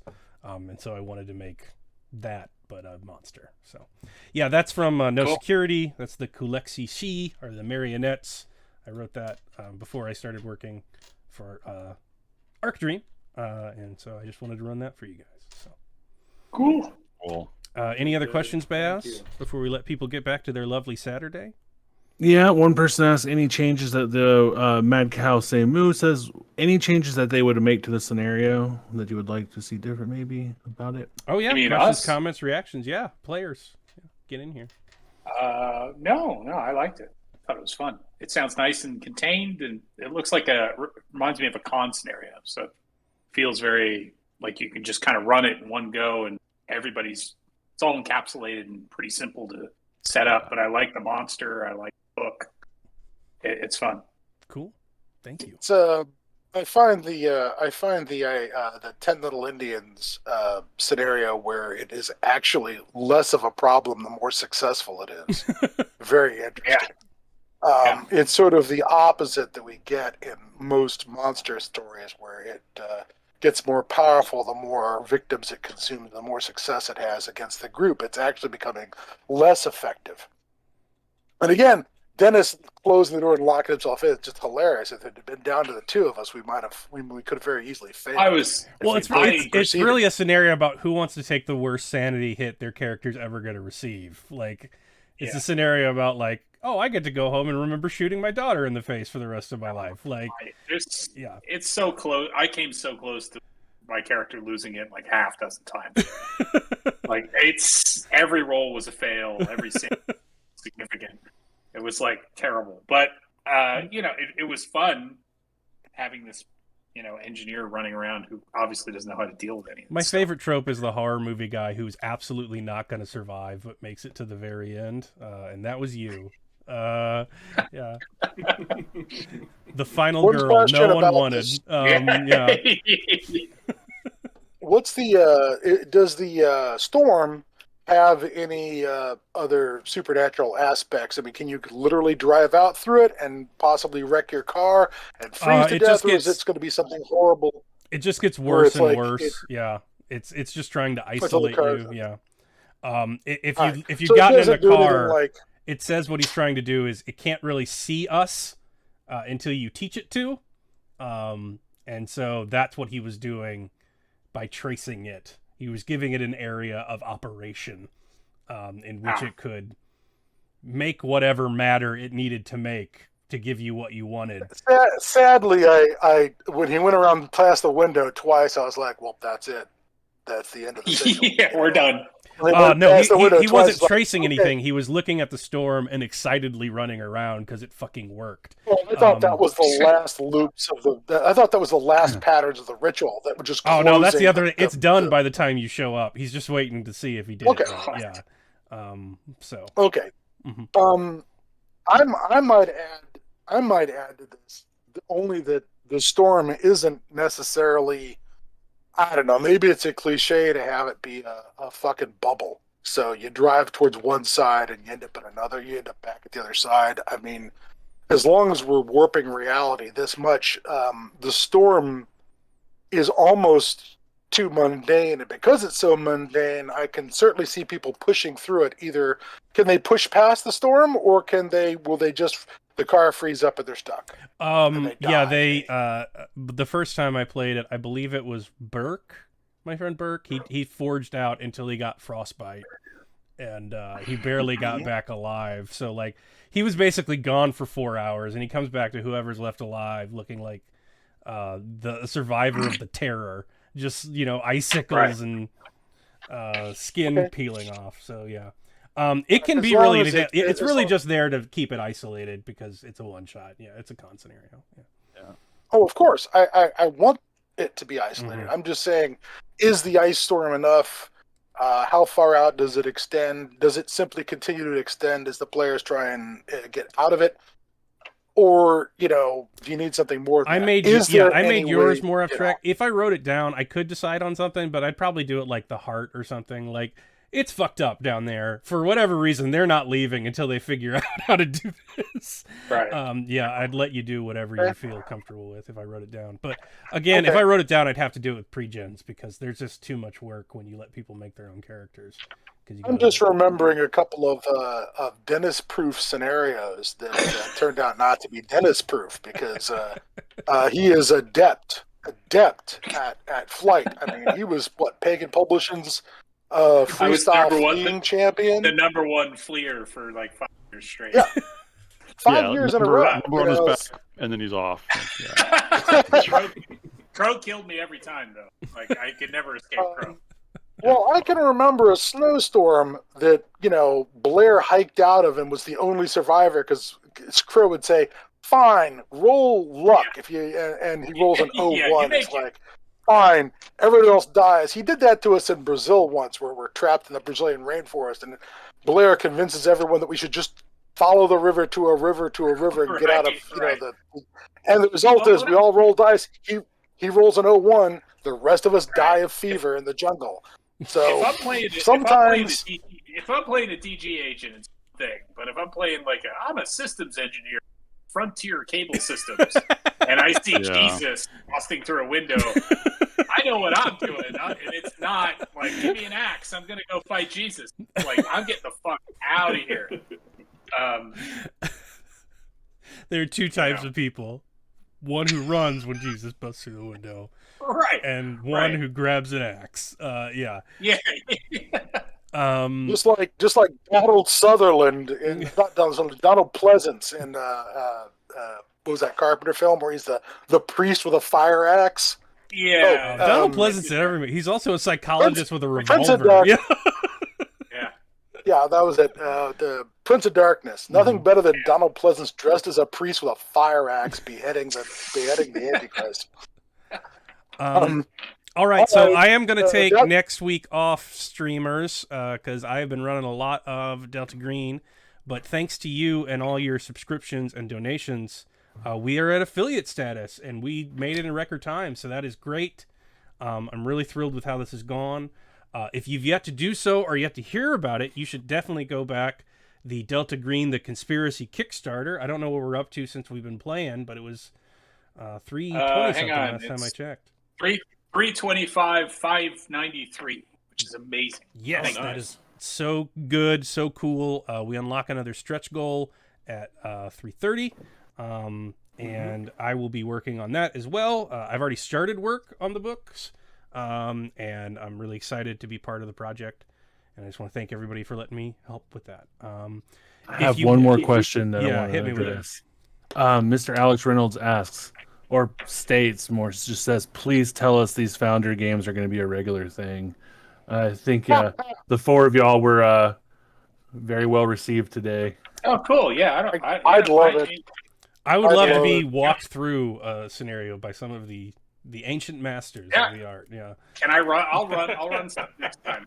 Yeah, any of you want to run on the Twitch channel, just hit me up and I will moderate it for you, so you don't have to do any of the kiddly bits stuff. And this will be hosted up for 2 weeks as VOD on Twitch. But if you're not going to get it there in time, I will edit it and put it up on Delta Green Dead channels. And that's just one of the benefits you get. We'll also have paid posts there of scenarios I'm writing and currently playtesting as APs. If this ever gets written down, it'll go up there first. So if you're interested, go back that. But otherwise, we won't be around. Well, maybe we will. I'll see what the schedule is. But I will definitely be back on September 8th. I am doing a stream and running through Last Things Last with MacGuffin and Company, the people from the Magnus archives. So I am very excited to do that, especially since I studied that scenario like a Talmudic text to write the new GM month material for. Last Things Last? You're going to inflict Last Things Last on the Magnus archives people? They said they haven't played it yet. I figured start with Best Foot Forward. Awesome. Yeah. I am so jealous. That sounds fantastic. Yep. I will 100% be. And for my birthday. That's fantastic. Oh, there we go. Yeah. Well, we'll be doing that on September 8th. We don't have a time yet, but it'll go up on our schedule like normal, and I will annoyingly tweet about it constantly like I do everything else. So, cool. Thank you so much for watching, everybody. It was great playing with you guys. Yeah, great game. Seeing you. Yeah. Bye.